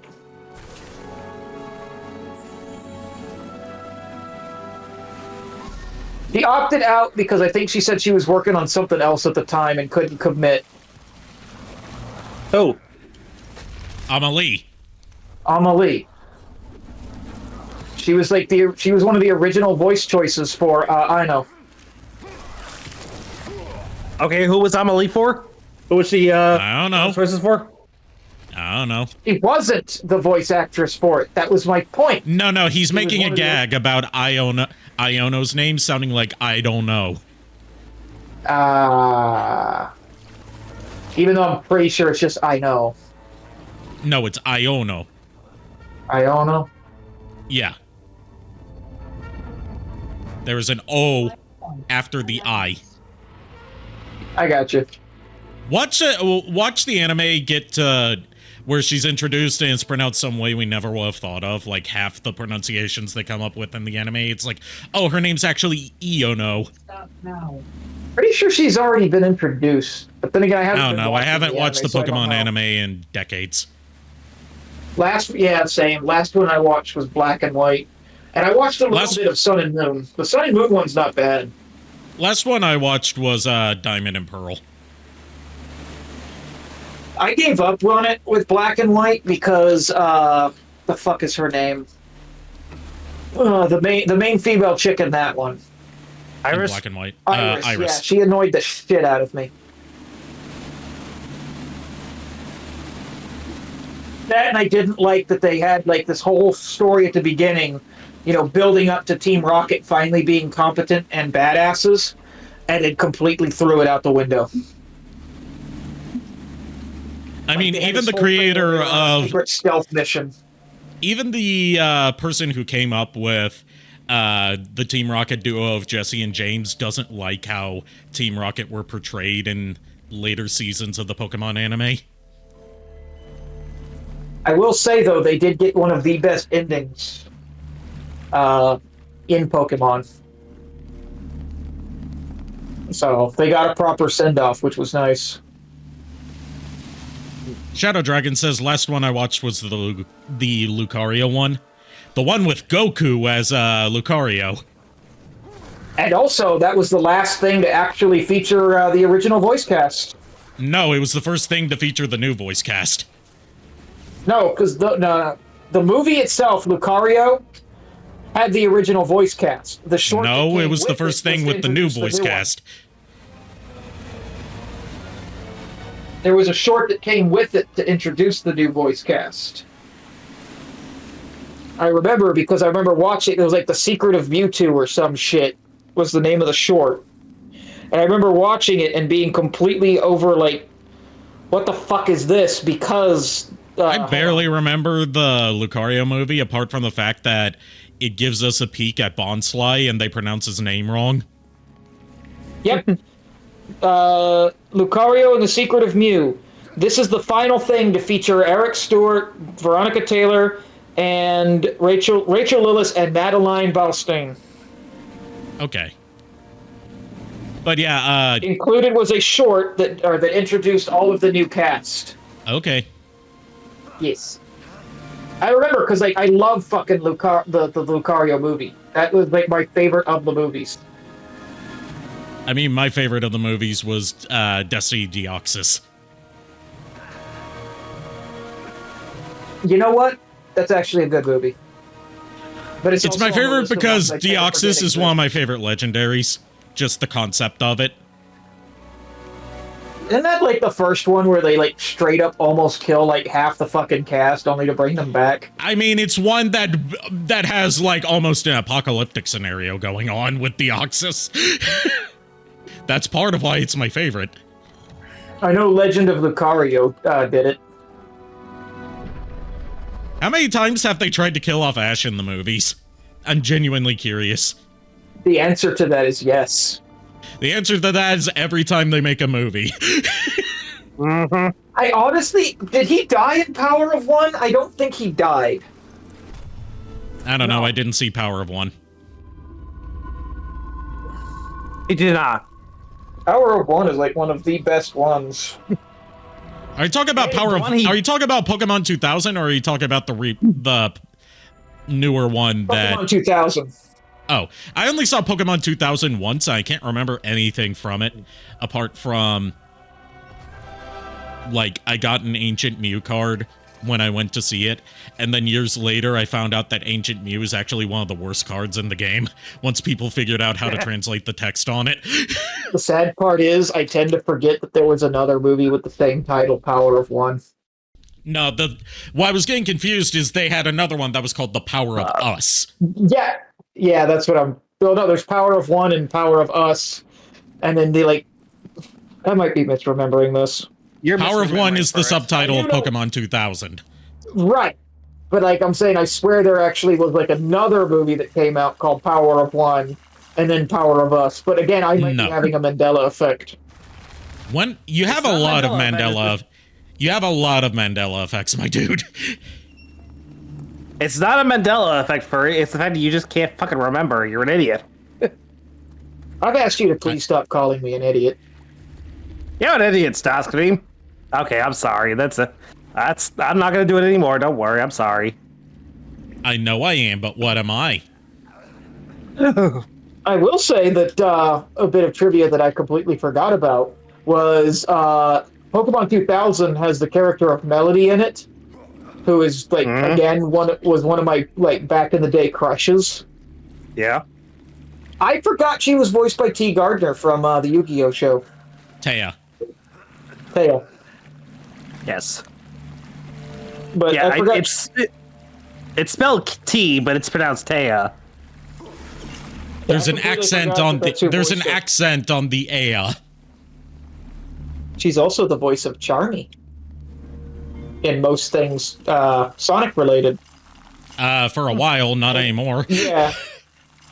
Well, I mean, she's retired now, so that checks. Well, not just because of that, but because Charmy nowadays is voiced by Colleen not Colleen Klinkenberg, Colleen O'Shaughnessy. I'm not sure I've mentioned this before. I probably have, but I actually have a very small relation to. You've mentioned it to me off stream, but you haven't mentioned it on stream before. Yes, she is my uncle through marriage because my your aunt through marriage. Okay, she is. Hold on. Are you sure about that, Furred? No, I'm trying to phrase this like a certain way. Because I'm pretty sure she's not your uncle. She's my uncle's like second cousin, is what I'm trying to say. Oh, okay. But I was saying my uncle through marriage because he's not. I mean, never mind. Yeah, you're just making it seem more confused. I made myself confused, okay? The point is, she's my uncle's second cousin.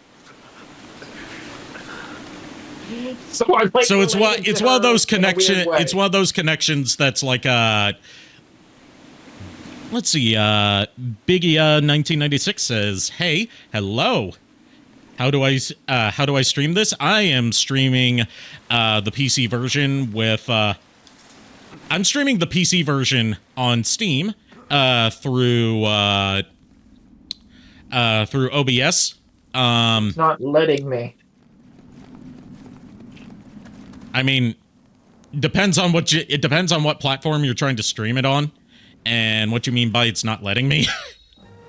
You mean it's not letting you personally stream the game, or? Oh, on Xbox. No, okay. He means he's trying to stream it on Xbox. Xbox's built-in streaming is a bit fucky. So I would recommend like not streaming using the Xbox's built-in streaming stuff because it doesn't work very well from my experience and from the experiences I've had with a friend of mine that streams his stuff through Xbox's built-in thing. I am poor. Yeah, unfortunately, the best way to stream console games is also the most expensive, which is to get into capture cards. I was to say, I have like a cheap little capture card I found. Yeah, you can. There's like some cheaper there's some cheaper like no-name ones that you can get on places like eBay and Amazon. They're not the best quality, but you know, you make do with what you have. I'm not someone that thinks that streaming should be gatekept by how much you're able to afford. Knockoffs work, yeah. Just look up like USB capture cards. You ideally want one that can do 1080p, and that should cover you for streaming Xbox games. Like, I can't see what the brand of the one I use is. I don't know that it's got it on here, but it's a 4K Ultra HD USB 3.0 HDMI video capture. Yeah, it's a generic one where, like, they're not a specific brand. It's just like a base model that multiple, like, Chinese companies sell their own versions of. As is the case with most stuff on Amazon. Yes. I hate 2D games, but love 3D. That is a bold take to have on Castlevania, and you know what? I'm someone that enjoys Lords of Shadow, and thinks that's overhated by a lot of the old school purists. Like, it's its own continuity. I don't feel like it deserved the hate that got back in the day. Especially with most of the hate being, oh, it's a God of War clone. I'm like, yeah, that doesn't automatically make it bad if it's like another game.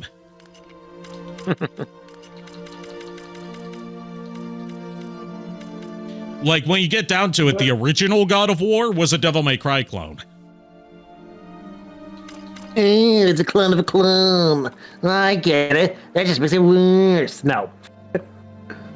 Only 2D you like is Mario. With 2D Castlevania, it depends on which 2D Castlevanias you're looking at. I'm not a fan of the so-called Classicvanias, where they're, you know, your standard 2D platformers, because I find the platforming to be really stiff and awkward to work with, and adds a lot of, like, bullshit difficulty to it. But I enjoyed the Metroidvanias, like Symphony of the Night onwards, a lot more. Because they're more exploration-focused rather than trying to land pixel-perfect jumps where you can't influence your movement midair. Hey, Kier. Kier is finally here! Kier is finally here. Feel free to hop in if you want to. I know I don't often have more than 2 co-commentators, but tonight's a special night, which we will get into after stream. Oh.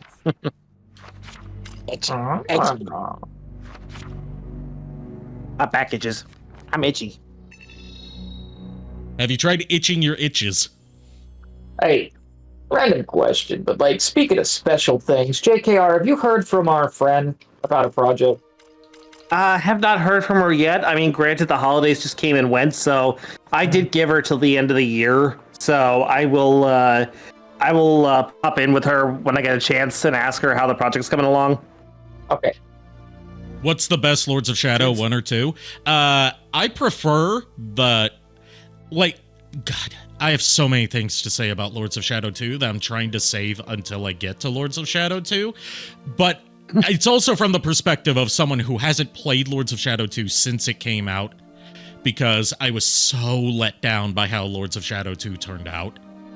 Although I will say Lords of Shadow 2 has much better combat and feels more Castlevania-y, but its story is the weakest of the trilogy by far. Lords of Shadow 1 peaks the story really early. Oh, ew, God, I stepped in a blob! You did not step on me. I'm bigger than you. So you walked into me. Oh, God, it's in my fur. It's everywhere. Fuck! I mean, I'm... Bert, don't be rude. The slime form doesn't work that way. It's like it's protective mucous brain membrane around me, but it doesn't like not like a slug. Are you in for long haul or short games? For Lords of Shadow, Lords of Shadow 1, it really drags on in a lot of in a lot of the early parts, but it picks up steam once you get past like the first 3 or 4 chapters of the game. It starts going at a more steady pace. Lords of Shadow 2 has a more brisk pace, but I feel like it's more rushed. Where like it doesn't get time to really dwell on a lot of what should have been interesting story beats. But like its progression is a lot faster. And then there's Mirror of Fate, which you do need to play in between Lords of Shadow 1 and 2 to understand the story. And that one I feel like has the best pacing, although that's also the least Lords of Shadow like of the games, because it's in the style of Symphony of the Night. Where it's a Metroidvania 2D side-scroller based around exploring the castle, but with combat reminiscent of Lords of Shadow on a 2D plane. It's hard to explain. Like, you can see, if you're familiar with, like, Metroid Dread, you can see where a lot of Metroid Dread's stuff originated in Mirror of Fate. Because it's the same developer, Mercury Steam. Anywho, hi Kier, welcome back. Yeah, thank you for having me. Anyways, now we get to ride the hog. Home. Ride the hog! Yeehaw, everybody! Yeah, the new upgrade we got for the Combat Cross not only allows us to saw through stuff, it also lets us ride on animals after we've beaten the shit out of them. So that includes the giant spiders and the trolls. Why does the troll sound amazing? When you ride on the troll, you get to use its stomp attack as just a regular melee move. I'm like, get along, little doggy! More like and we also get to ride on the giant wolves, or wargs as they're called. Get along, little hoggy! Yo, you know what comes to mind? The Crash Bandicoot song. I mean, it is hot. That level was called Hog Ride. Hog Wild. Yeah. Hog Wild, yeah. And then there was a second level that was a secret level that you only got access to by collecting the first of the 2 keys by completing the first of the 2 Cortex stages. I put too much time into Crash 1 for someone that doesn't like Crash 1. I like Crash 1. Aww, poor piggy. Yeah, like, after you're done with an animal, you have to put it out of its misery by choking it. Rest in peace, little piggy friend. I do want to get forever missed. So I will like Mirror of Fate if I hate the old Castlevania from the NES.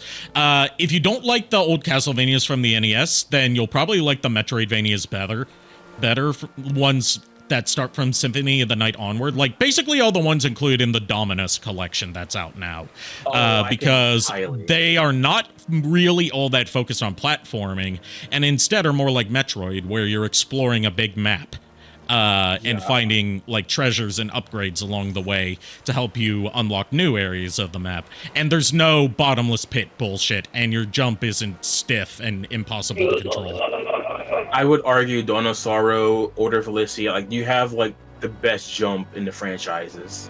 Symphony of the Night is a good starting point for Castlevania newbies, in my opinion. And it's on Xbox through an HD remaster of the PS1 version, which I will argue is better than the HD remaster that's on PS4, because that one is based on the PSP version with the inferior script and voice acting. Yeah. We gotta have HDs. The Advanced Collection will be fine? Yes, the Advanced Collection exclusively includes the early Metroidvanias for the Game Boy Advance, like the first ones to come out after Symphony of the Night, that sort of painted where the rest of the series was going to progress in terms of its gameplay style. So yes, that's a good starting point. I still argue Symphony of the Night is probably the best one to start with as like a newbie to Castlevania, because it's like the classic one that everyone recommends and that everyone references.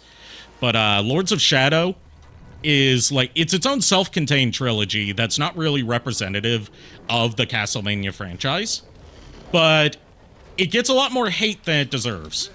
And I will argue, if you are just looking for a good, like, medieval fantasy kind of like horror-inspired action, like character action game series, then the Lords of Shadow trilogy is good for you. I'm always still surprised to hear that Lords of Shadow actually got a third. It didn't get a third game. It's that they released an interquel for the 3DS in between 1 and 2. Oh, okay. Yeah, speaking of which, I still need to play Aria Sorrow. And that interquel has been re-released on PS3, Xbox, and Steam. Okay.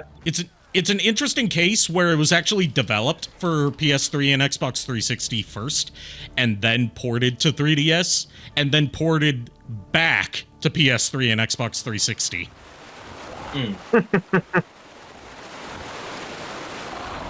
You play DMC? I love Devil May Cry. I've played the entire series.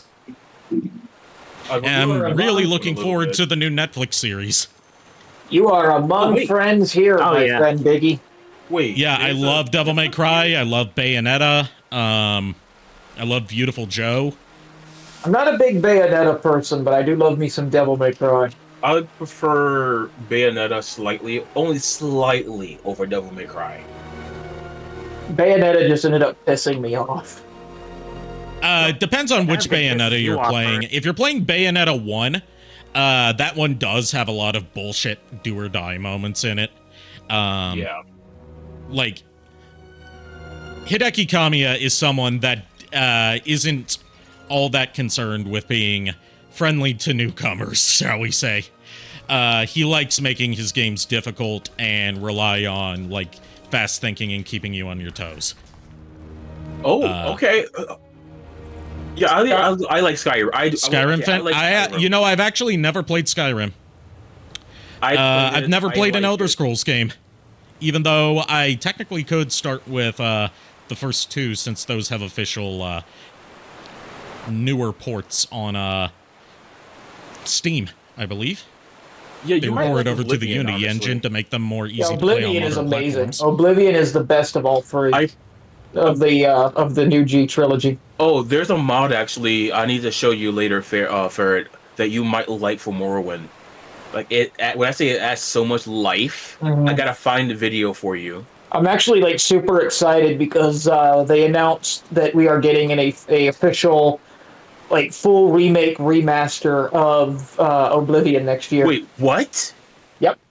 Oh God, we haven't seen the trailer for it yet. All they just like announced it at the VG game awards.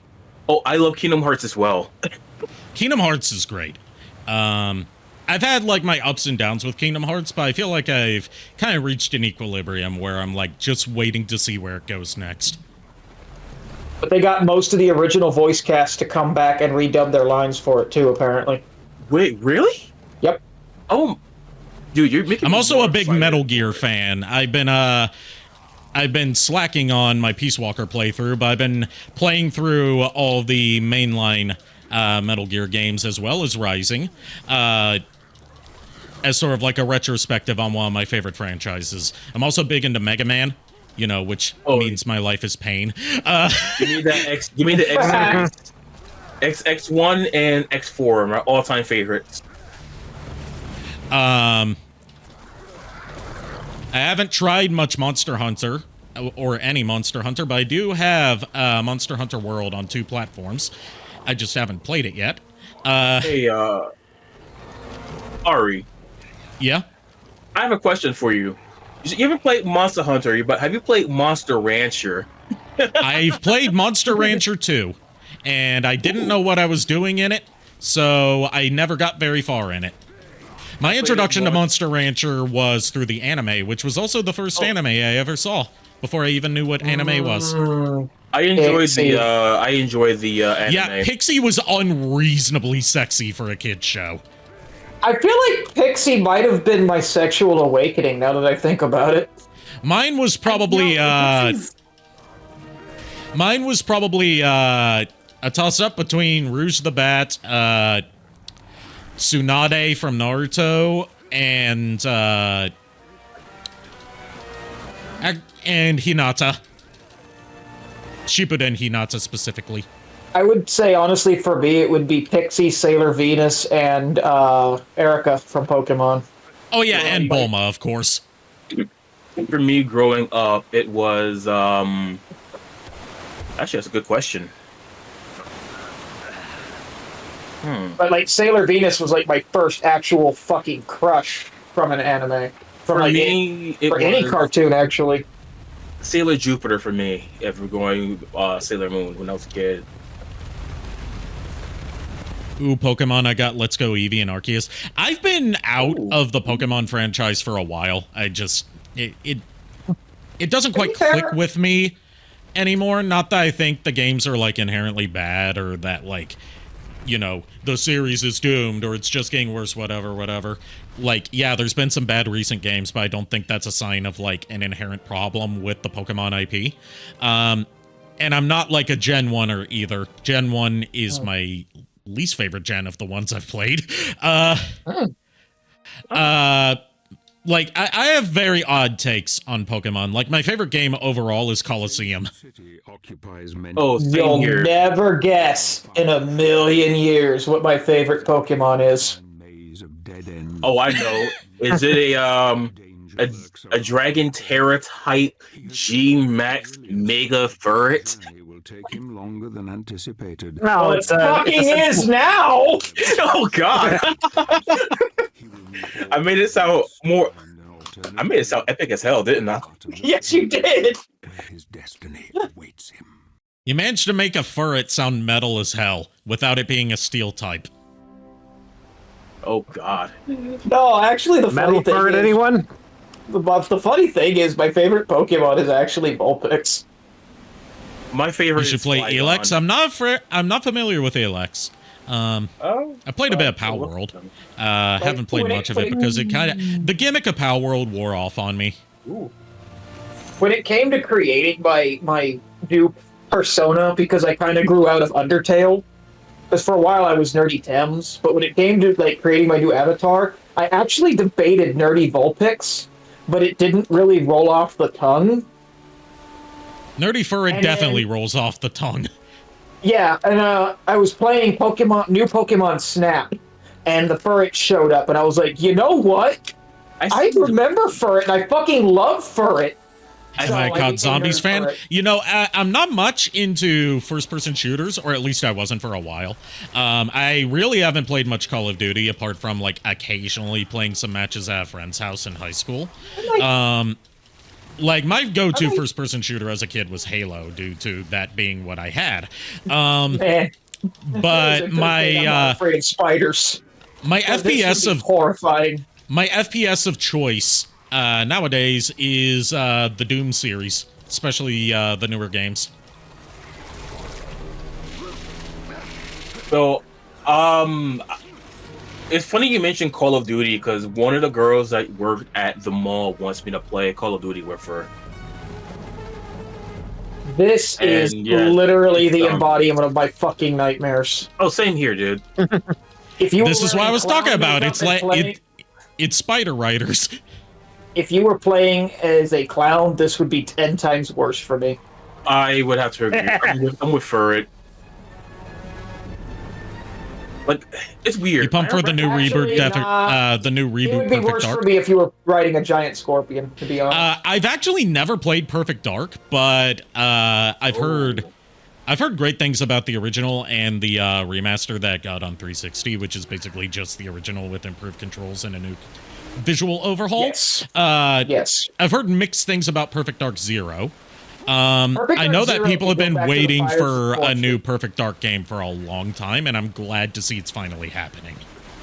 So I've played a little bit of the original Perfect Dark on the Switch NES, the adult quote-unquote, you know, the rated M stuff. The rated M selection for Switch and N64. Yeah, it's not that bad. I like it.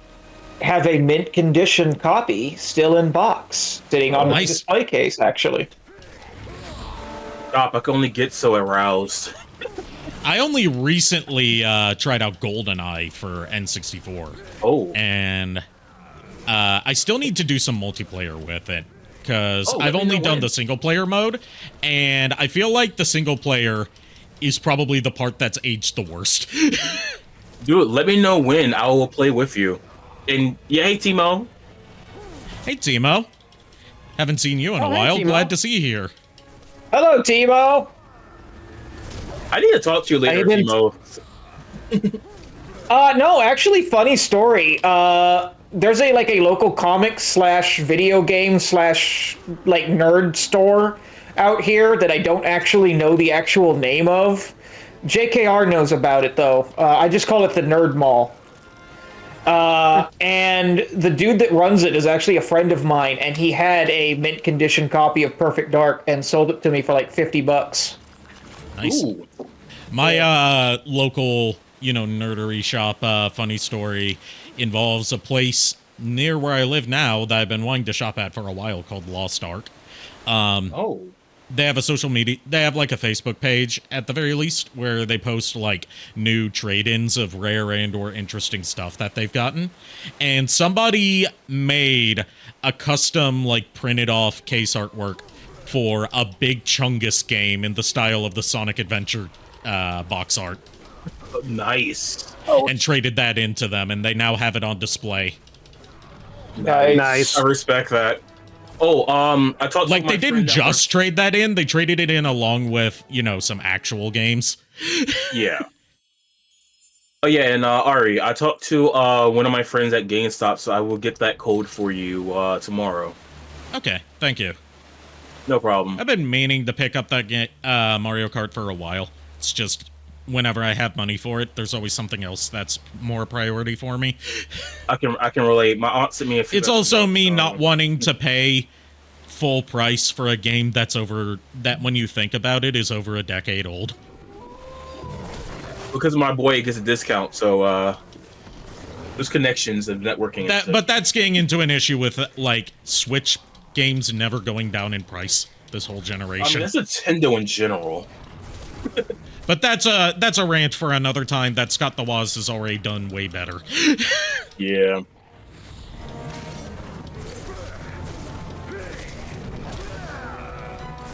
I also have a copy of E.T. for the Atari. Does it work? No fucking idea, but I have it. E.T. for the Atari it's funny to me because it's a very famous game, but it's also one that you can always find for dirt cheap prices. Yeah, like I found it like vintage stock, and even they were shocked they had a copy of it. If I happen to find one, I would definitely display it. I've seen games at Bill Gates' amount of money. I mean, yeah, if you talk like games in the retro market, not me spending $350 on a disc-only copy of Misadventures of Tron Bonne.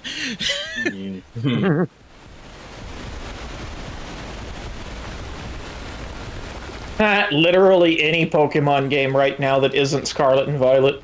Yeah, which is weird to me that Pokemon games are like so highly priced when they're not rare. It's because of the market is also flooded with repo carts. Yeah, you're better off getting one of the repro carts nowadays. Yeah, just to play it, but for collector purposes, like I actually got booted off. The whole collector scene has been cancerous for the retro game market. I forget what even caused the resurgence, because like I remember going into like a game store and they had a copy of. I'll tell you what ended up causing, like, not necessarily the resurgence in like Pokemon prices, but more so like the massive jump in retro game prices in general. It was a mix of people being, that Hold is. on. What? It was a mix of people being cooped up during the pandemic and needing stuff to entertain themselves. And second was that like auction house that was both grading and then selling their graded games, WATA games, I think it was called, where like they would grade your games for their rarity and then they would also sell them on their own auction house, which is how you would get stories of like, oh, this person sold a copy of Super Mario 64 for $2 million, and that made everyone think that everything in their collection was worth like enough money to retire off of.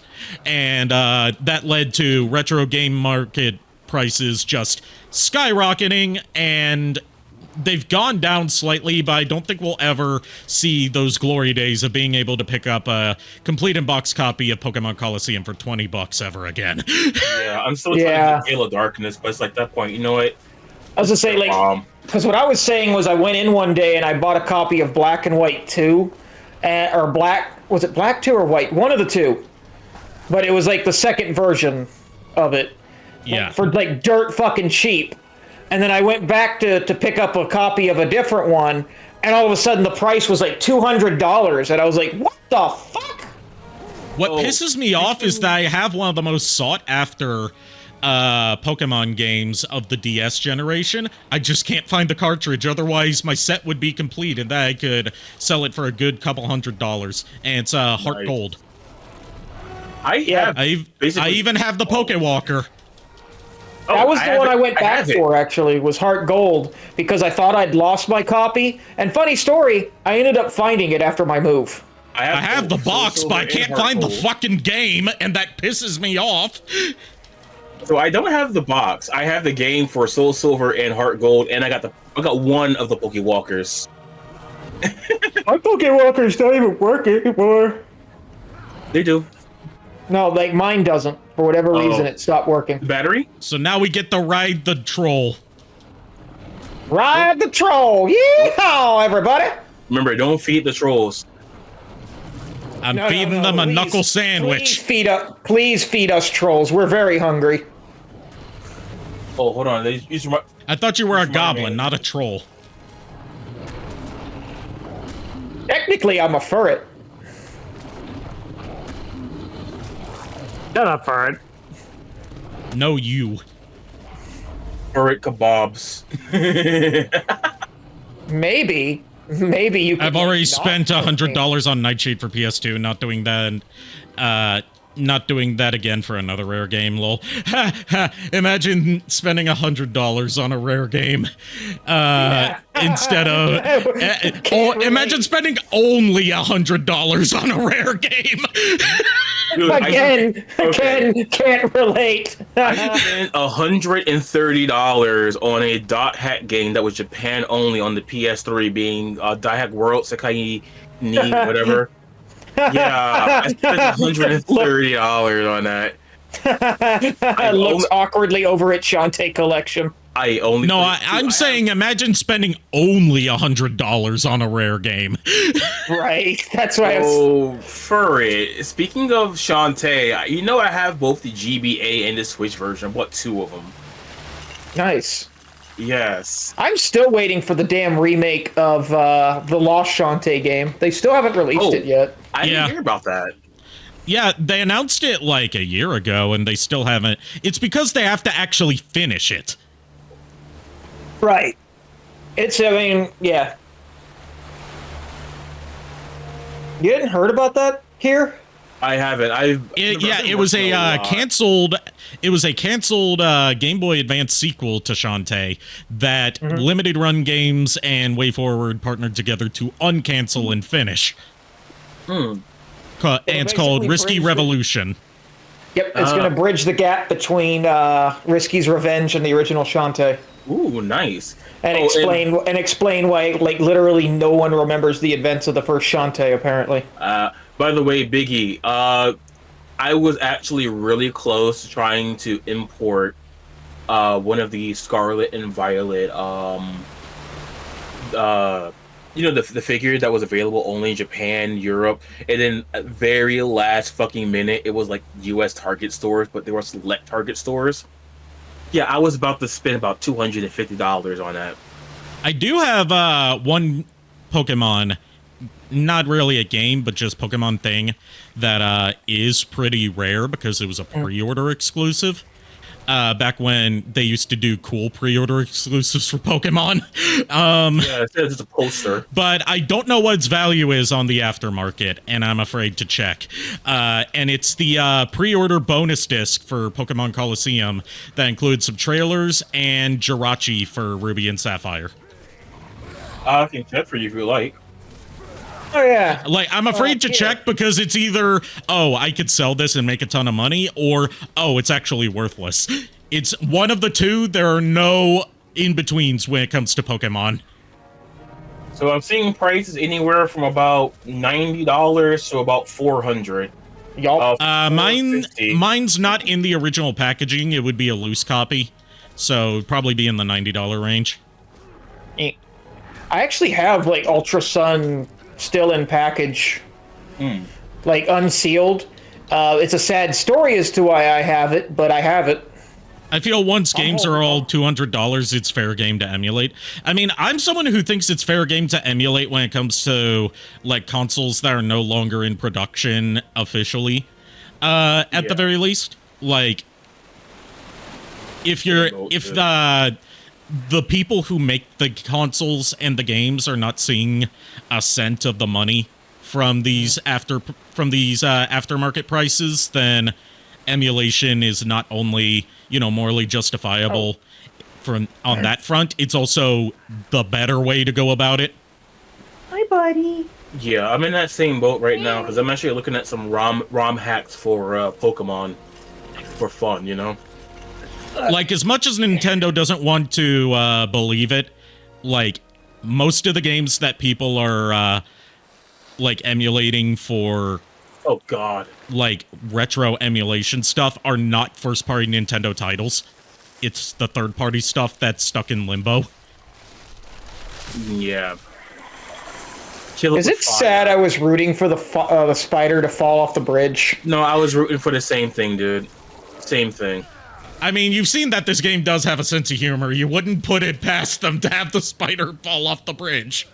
That would be funny. Also, like we had the goblins being mercilessly bullied earlier. Rest in peace, my goblin brothers. Also, like the goblin throws the grenade at Gabriel. Gabriel picks it up and then just chucks it back at him. That was funny, as much as I hate to admit it. Speaking of rare games, I'm still very happy I was able to help you find the Dot Hack quadrilogy. The Dot Hack GU trilogy, yeah. And Furret got my copy of Volume 1 signed by Yuri Lowenthal, and apparently he was very happy to see someone want that autographed. Oh my God. Lucky. My Good friend job. Kat, my friend Kat stood in line for like hours to get that autograph. And yeah, when I finally joined her in line, he was like surprised that you even had a copy of it. Yeah, it's thanks to... Well, I bought Volume 1 on my own, but Kier tracked down Volumes 2 and 3 for me and bought them for me as one of, like, the first things upon us becoming friends. Yeah, the very first thing, we were bonding over Digimon, then Dot Hack. Yeah, because the way I met you, well, technically it was through the Koji Minamoto Facebook page that I used to run, but it was through, like, when I did, like... an announcement on that page saying I was doing a casting call for a Digimon Frontier. May that series rest in piss. You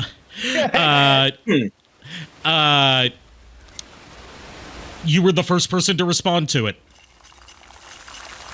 And I never looked back. You got a PS2, you got a 2DS, and a 2DS. I mean, PS2 is great for being able to run backups on nowadays if you are able to, well, I say if you're able to, a Google search will point you in the right direction. Look up the free DVD boot patcher, and with that, you'll be able to patch any PS2 ROM to run off of a burned disk without having to install a mod chip in your PlayStation 2. That just reminds me, because it like the way it works is that tricks it into thinking it's loading a movie. Yeah, you just reminded me. I need to really sit down and play, like the entire Atelier series and the Eternal Lico series again. I was gonna say I met both of y'all through that same Rest in Piss Abridgimon series. Hilariously, because the girl I was dating at the time was part of it, and was like adamant that I should like do a voice casting for it. Yeah, I don't even remember her name. I met most of my best friends through a series that I am otherwise not fond of, and that has mostly been scrubbed from the internet. Yep, JKR. All of those present all of the best friends that are present here right now are ones that I met thanks to an abridged series that I don't wish I never made it because any of us are proud of. Yeah, I'm not proud of it. It's why I'm hesitant. It's why I'm making it like a very specific milestone goal to do like a creator commentary on it, because so much of that is aged so poorly that it's like borderline cancel worthy. To be fair, I mean, the running joke of Takuya being a brony, I'm not even a fucking brony anymore, man. We've gotten to the point where we have people that don't even remember the brony phenomenon. You know what the funny thing that should tell you how dated this series is. No, I'll tell you what tells you how dated Abridgment Frontier is. It's the very opening of the first episode, which opens on a reference to fucking Twitch Plays Pokemon.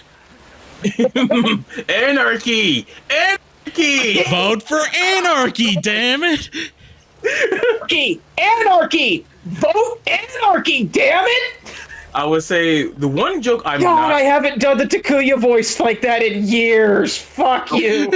I would say one of the jokes I came up with that I'm not too proud of anymore was the ancient Chinese secret. But we're Japanese. Oh, yes. That was you. Yeah. That was you. I forgot that.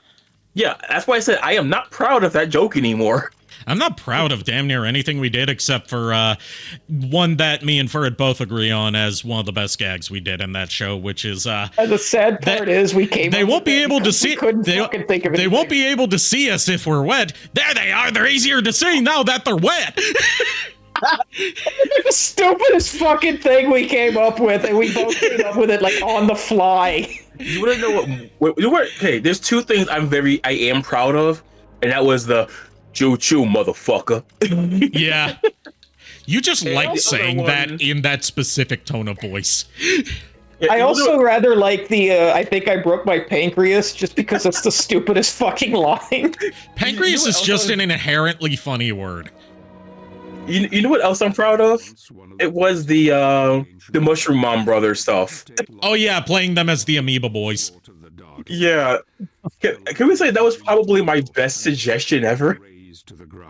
That for the episode that never aired, where they like flash to I wonder what Takuya, I hope Takuya and what was the little kid's name? Tommy. Tommy. Yeah, I hope Takuya and Tommy are having a better time. Cuts to them. Shit. Yeah, Miss Palindrome, as she goes by now, wrote the script for that one, and she did a fucking fantastic job. Oh, hell yeah. But yeah, it was actually JKR here too was introduced to you because that you episode needed a voice for a fucking Toy Agumon. Yeah, we needed a voice for the Shadow Toy Agumon, and he also ended up voicing Duskmon for like 2 seconds. Yeah, I wanted to voice Duskmon more. But okay, here's where we're going to see where the mod came into effect in terms of covering up Bear Breets.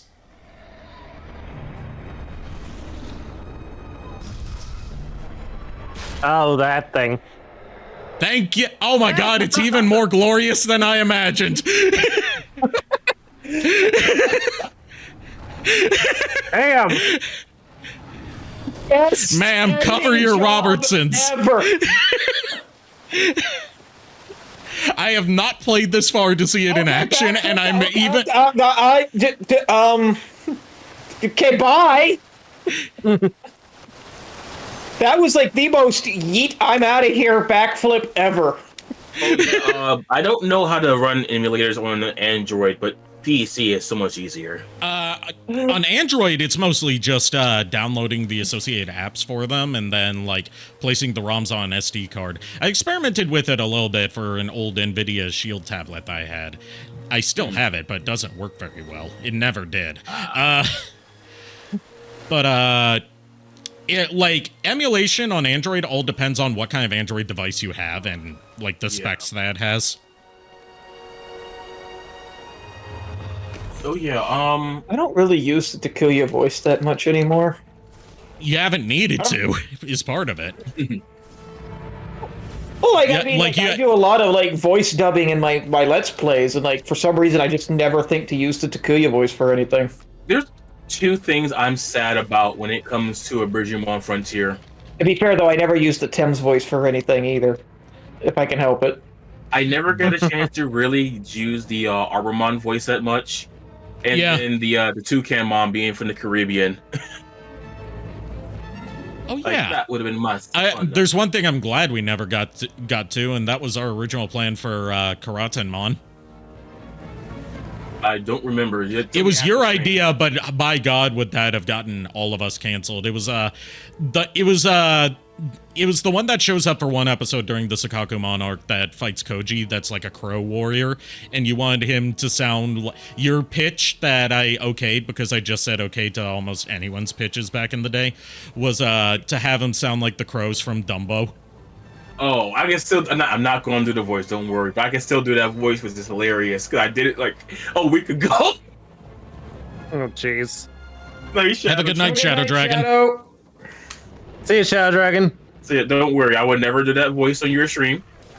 Only on my own. Also, Timo, since you're here, I may or may not have snooped a redeem from snooped and reappropriated a redeem from your streams, and by that I mean I totally loved your idea for doing tarot readings as a redeem and have that as a redeem now.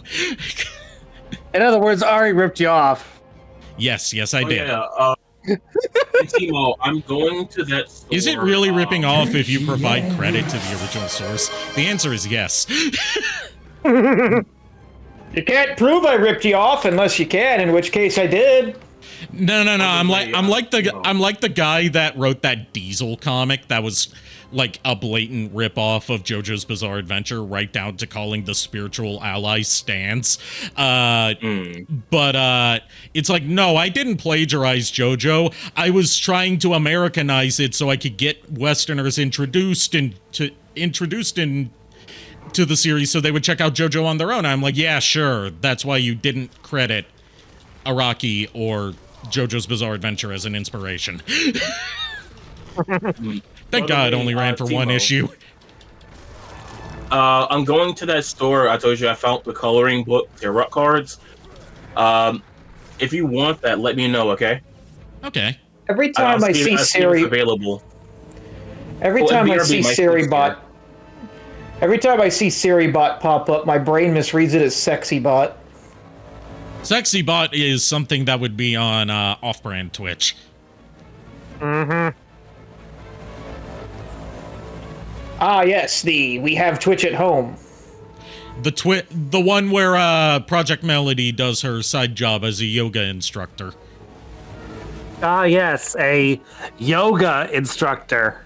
Right.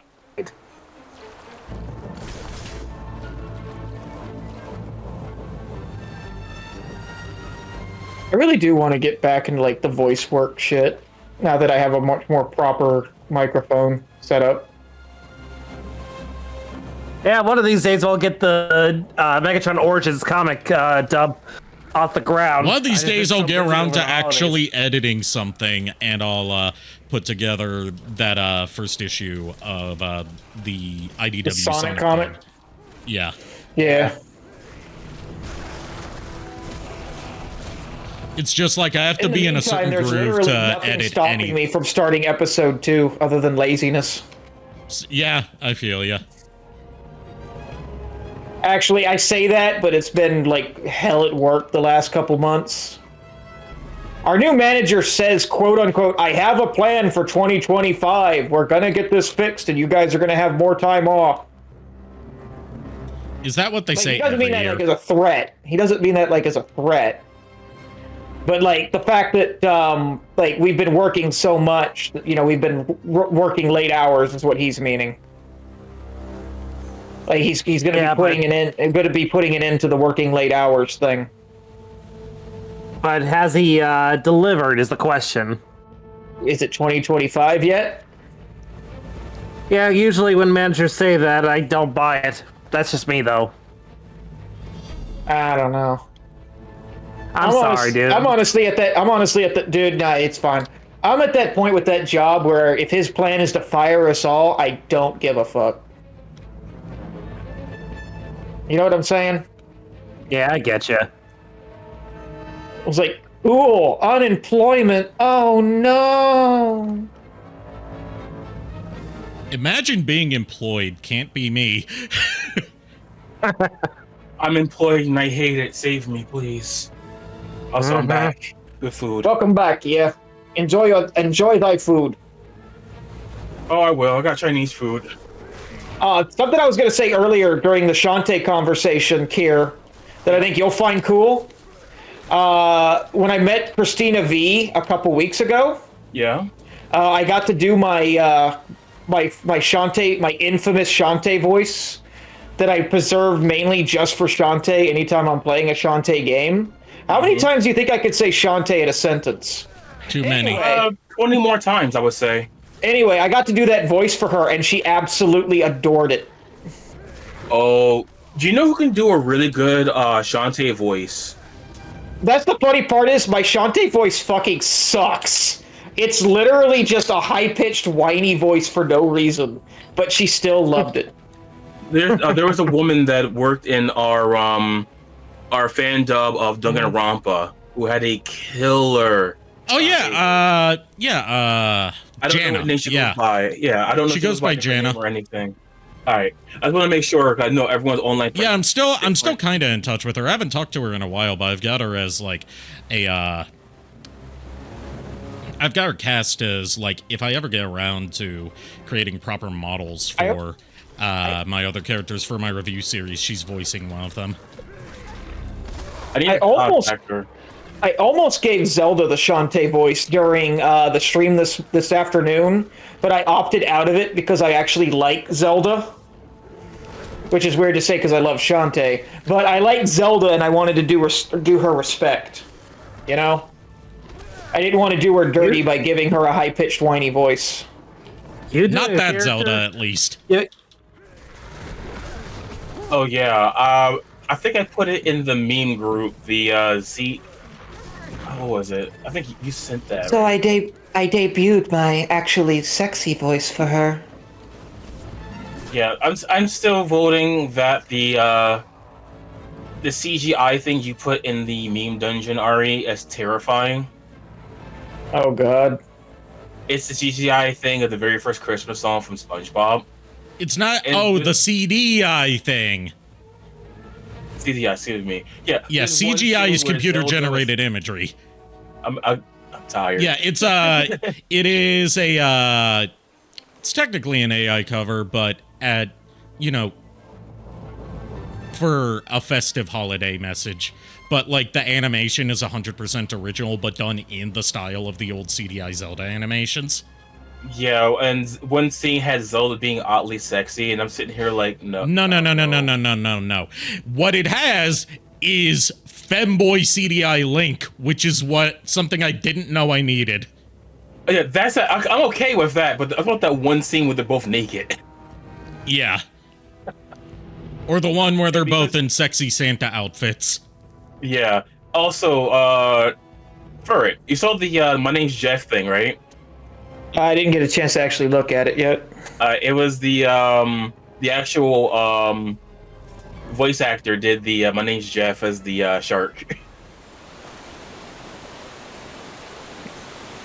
I kind of figured that was what it would be. Yeah, it was trending on the internet a little while ago. And because I know I'm late on the Christmas thing, but I put the DK Feliz Navidad, and it is actually really, really good. My favorite DK rap cover of anything is still somebody that sentence mixed the entirety of Steamed Hams out of the DK rap.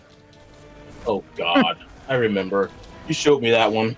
Superintendent, I hope you're prepared for an unforgettable luncheon. Like, it sounds so strained, like it hurts to speak, and that makes it funny. Funny thing is, I don't know how this person sentence mixed this, but it is genuinely like a bop.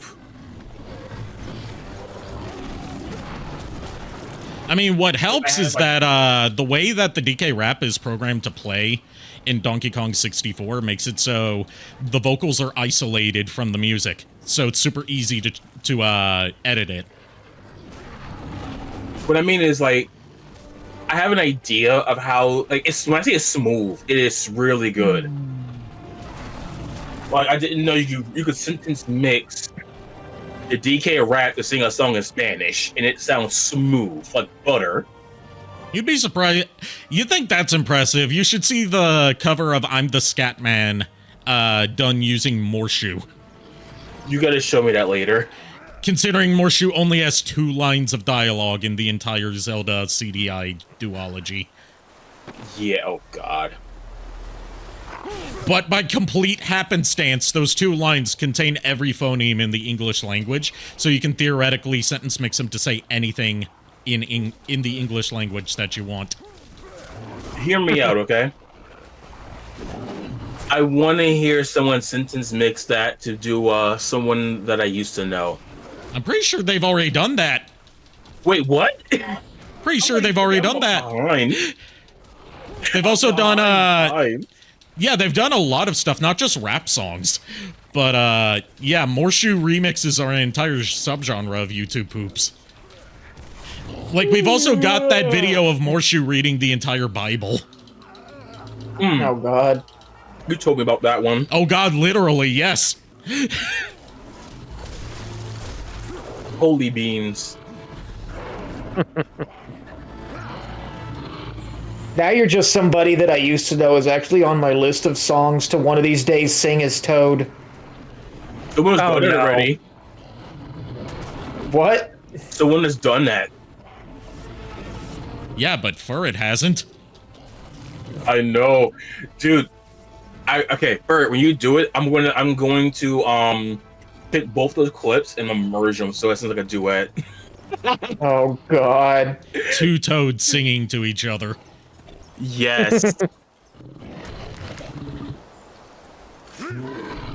the thing is, this is like a running joke between me and JKR's mutual friend Mario, who you actually know, Arikado, now that I think about it.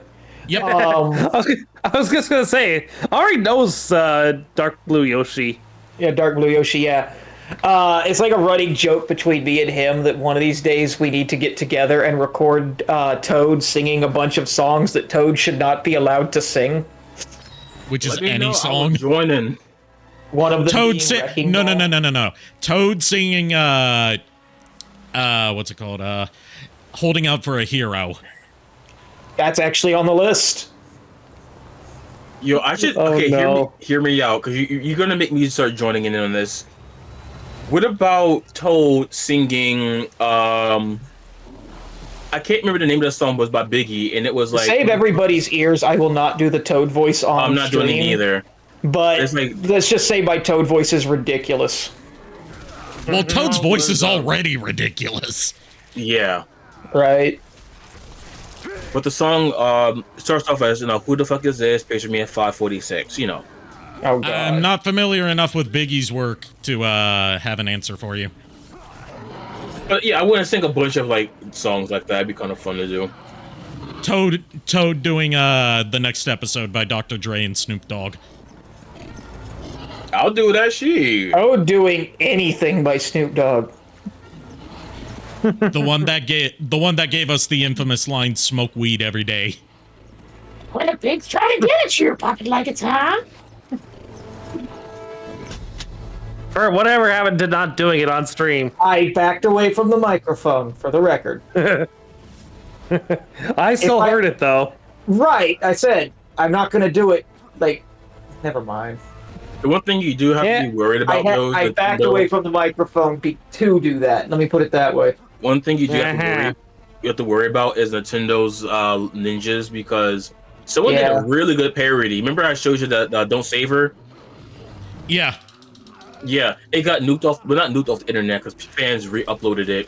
But he got a that from what I can tell, that wasn't like Nintendo copyright striking it. He privated the video. No, he took it off even on Patreon. He got a C&D.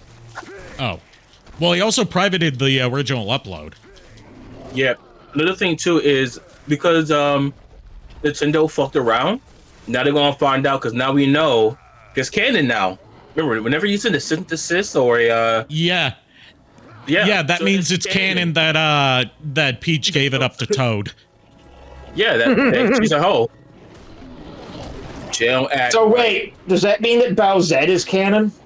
Since Bowsette, it does appear as an outfit in there for Peach in a strip club. Yes. I have more information on that too, actually. At a investors meeting, an investor talked about Bowsette, and they said that they're quote unquote going after that, which is, you know, a bad idea. Just the whole fact that I'm saying that also makes Bowsette canon. The sad part is, if I remember correctly, there was something like Nintendo has said they've debated making Bowsette a character in the games, but they're afraid to. Because it's like they know exactly the audience they're dealing with. And you know what my comment to that is? Guys. Hold on, I gotta address our new chatter. Biggie. Have you been into Assassin's Creed? I got 1, 2, 3 in Revelations. I like the earlier Assassin's Creed games. I feel like the series peaked at Black Flag, and it's just been kind of floundering about ever since. So my hot take on that... Go ahead. I say peaked at Black Flag, but it's also a weird case where, it's got the worst assassin parts of the game, but it's the most fun game just because you're a fucking pirate. Yeah. Right. But in terms of, peak Assassin's Creed, I would say that's probably either 2 or Brotherhood. Going back to the Nintendo I would argue 3. 3 was actually a really good story with a horrible protagonist. Yeah. I like that it takes the idea of, saying it during the American Revolution and doesn't, whitewash everything that the revolutionaries did and shows that, yeah, they did screw over a lot of people. My hot take on Assassin's Creed... Connor is just a bad protagonist because every bad thing that happens for him and his people is his fault. Yeah, and he literally spends the entire game bitching and moaning about... Everyone tells him, don't do this... Everyone tells him, don't do this thing, it's gonna end badly, and then he does the thing, things end badly, and he's like, oh shit, I'm gonna keep doing the thing. I'm a bad person, but it's not my fault. My hot take on Assassin's Creed... No, please, you have so much to live for. No, please, straight. I was gonna say do a flip, but she did do a flip. I was about to say that too. My hot take with Assassin's Creed... Yeah, so about that one game, guys. Okay, I'm actually gonna not talk now. Okay. Or it's a joke. I'm sorry. It was a joke. Relax. Yes. Oh, I still need to play the Deus Ex Human games. Anyways, what are you trying to say for it? I was gonna say, my hot take and weird take on the Assassin's Creed games is, I agree with you that Assassin's Creed itself peaked with 4, and that 4 was the absolute best one in the franchise. I actually like Origins, Odyssey, and Valhalla, in that I pretend they're not actually part of the Assassin's Creed canon, and that they're just their own trilogy in their own world. They're barely Assassin's Creed in terms of, basically anything other than the overarching... Right! That's what I'm saying, is I pretend they're not really Assassin's Creed games. They're their own trilogy about a different story entirely. And they're actually really good and fun. My biggest problem with Assassin's Creed is that it was very clearly supposed to end with 3, and then it just kept going for another decade plus, and they have no idea where the story is going. Well, 4 was more or less made because people were actually curious about Edward Kenway's story. Because you, barely heard anything about him outside of what we knew in Assassin's Creed 3. So people wanted, a genuine story about Edward Kenway, so the creators said, you know what, fuck it, let's do it. and they made Black Flag, and it was actually really fucking good. Also, I will, in hindsight, I will fight back against your claim that Connor is the worst protagonist, because we have Arno from Unity. That's fair. But we don't talk about Unity. AKA, we have Ezio at home. I said we don't talk about Arno. We don't talk about Unity. We don't talk about anything involving Unity. I talk about Unity as the thing that told me to never pre-order a Ubisoft game again. So the greatest thing you could say about Unity is that it existed. The greatest thing you can say about Unity is that it sucks as a game, but it's actually, like, very important for the restoration of Notre Dame after the terrorist attack, or like after the arson attack on it, because it had such an accurate virtual recreation of Notre Dame in it that they aided in its reconstruction. But, like, it's also got the worst presentation of the French Revolution, to the point where actual French historians have said, like, yo, what the fuck? You're siding with the royals in the French Revolution. What is wrong with you as a French company? Hold on, I need to check something, because I heard something about Assassin's Creed not helping with the restoration. So let me double check that. No, it 100% was... Because the maps were so accurate. It's not that they actively helped, it's that, like, the maps were so accurate that they were able to use it as reference. Okay, yeah, it didn't help rebuild Notre Dame Cathedral. Yeah, I didn't say that they helped rebuild it directly. I'm saying, like, it was an accurate recreation that served as an aid. My bad. I have to check stuff. Look at this little fuck.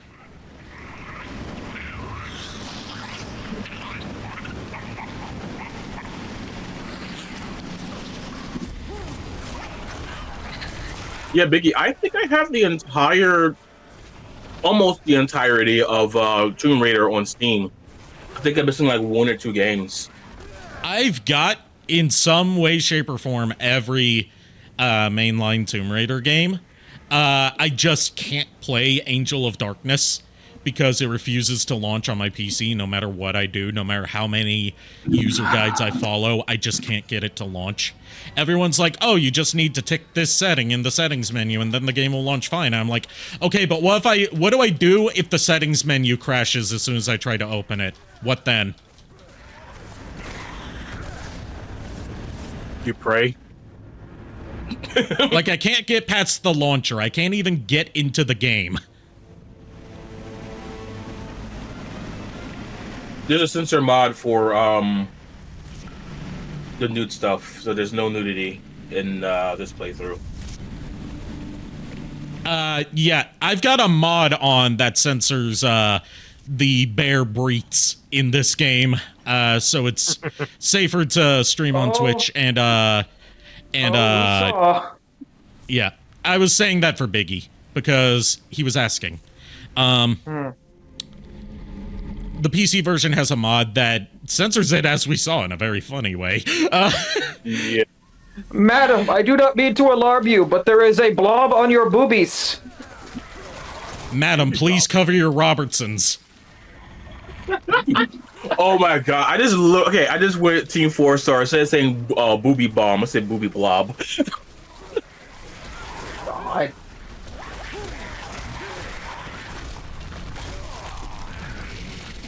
No, it's just, this is gonna be a really specific reference, but it's the slime bikinis that they wore in one chapter of Blaze Blue Remix Heart.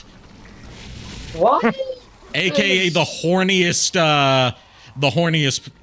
official piece of Blaze Blue canon.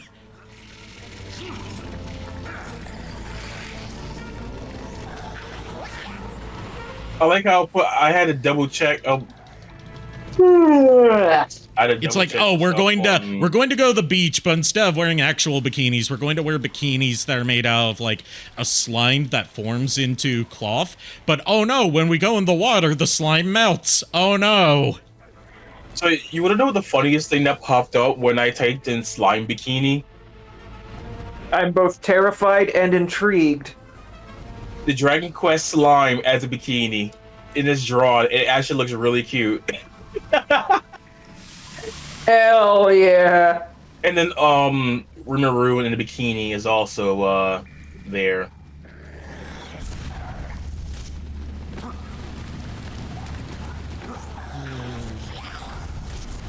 I never actually finished Remix Hard. I need to get back into reading it. Part of it is that I don't think it has an official English localization outside of, like, the retelling of it in one of the BlazBlue games, which sucks because it introduces some great characters that end up being playable characters in later BlazBlue games.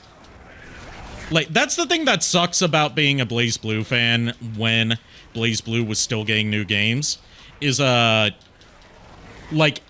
you have to read so much supplementary material to understand anything in the series, but all of that supplementary material was only released in Japan. Yeah. It is one of my issues with a lot of games. You're glowing purple. It's blue. Now you are no longer glowing purple. It wasn't purple, it was blue. Violet. Oh my god, Scarlet Violet confirmed. Speaking of, like, the whole confirmed meme, remember when, people were gearing up for the Game Awards and it was like, oh, reports say that there's going to be some what-the-fuck-worthy announcements that'll excite people, and, like, everyone I saw on Twitter.com was like, oh my god, does that mean they're finally going to announce Half-Life 3? And I'm like, why do you set yourself up for disappointment like that? No one said anything about Valve being there. And it's like saying we're going to get both Half-Life 3 and Left 4 Dead 3. It's not happening. It's like a couple of years ago when the Spyro fandom was hyping themselves up for a Spyro 4 announcement at the Game Awards when there was no confirmation of anything Spyro-related being there. Yeah. I'm like, why? There weren't even rumors of anything Spyro-related being there. They just assumed it would be there. Remember, every time you say Half-Life 3 confirmed, Gabe Newell delays it another 5 years. Yep. Half-Life 3 confirmed. Half-Life 3 confirmed. Half-Life 3 confirmed. Well, now it's never coming out in our lifetime. A friend of mine that I'm no longer friends with due to a variety of factors, but he had a joke that I still love, which is that they're not going to make Half-Life 3 or Left 4 Dead 3 or Portal 3. Valve is just going to make a game called 3 that is the third game in all of their franchises. You can find crystal shards scattered all The joke I like is that Valve can't count the 3. I'm not moving my lips. I have the gift. I can also read minds. Isn't it hilarious that I was about to ask the same fucking question he did? And he is my protector. He looks after me. In return, I catch evil souls so that he can absorb their energy. Without it, he will stop working. But there's something different about you. Well, you seem good somehow, so we won't kill you. I'm relieved to hear it. That's nice. Not the first time I've heard a blonde say that. It's been a while since I played this game. I forgot how fucking tall Gabriel is. No. What is it? What's wrong? You are here to kill the Lords of Shadow and take their power. You mean to save us all and bring the one you love back. Why is that a horrible thing? I would answer that, but that would be spoilers. We are coming with you. You won't make it on your own. No, Claudia. I must do this alone. I know the way. You don't. You need me. You need Okay, now I have a question about my own anatomy in my slime form. Okay.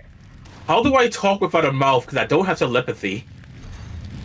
Very carefully. Do I hold on? Because you know how sound is a vibration of airwaves. You don't. Do I vibrate violently? Dude, I gave you one of my translators, and it's just translating your vibrations. You don't remember? I mean, given that you bounce around whenever you talk, you could just be, like, vibrating intensely. It might... Hold on. I'm not even talking about here. I'm talking about on your own streams. So you just gave... So this explains why the ladies love me, huh? Yes. Oh god, we just gave him. You guys just gave him ideas. Yes. Some Rule 34 stuff. Yes. So that is where we are going to end off tonight because we've been streaming for 3 hours. 3 hours. Way to end, I guess. Hey, I was about to change my TV. We're gonna end the stream. We're going to end the stream before we start getting into like some like weird pseudo-philosophical stuff, questioning our own existences. I'm already there. And also because me and Kira have something to show JKR before he gets too tired. We're going to be raiding Cutie Pie Rin, who is doing some VTuber rigging. Nice. And also has what appears to be a newer and even more adorable model.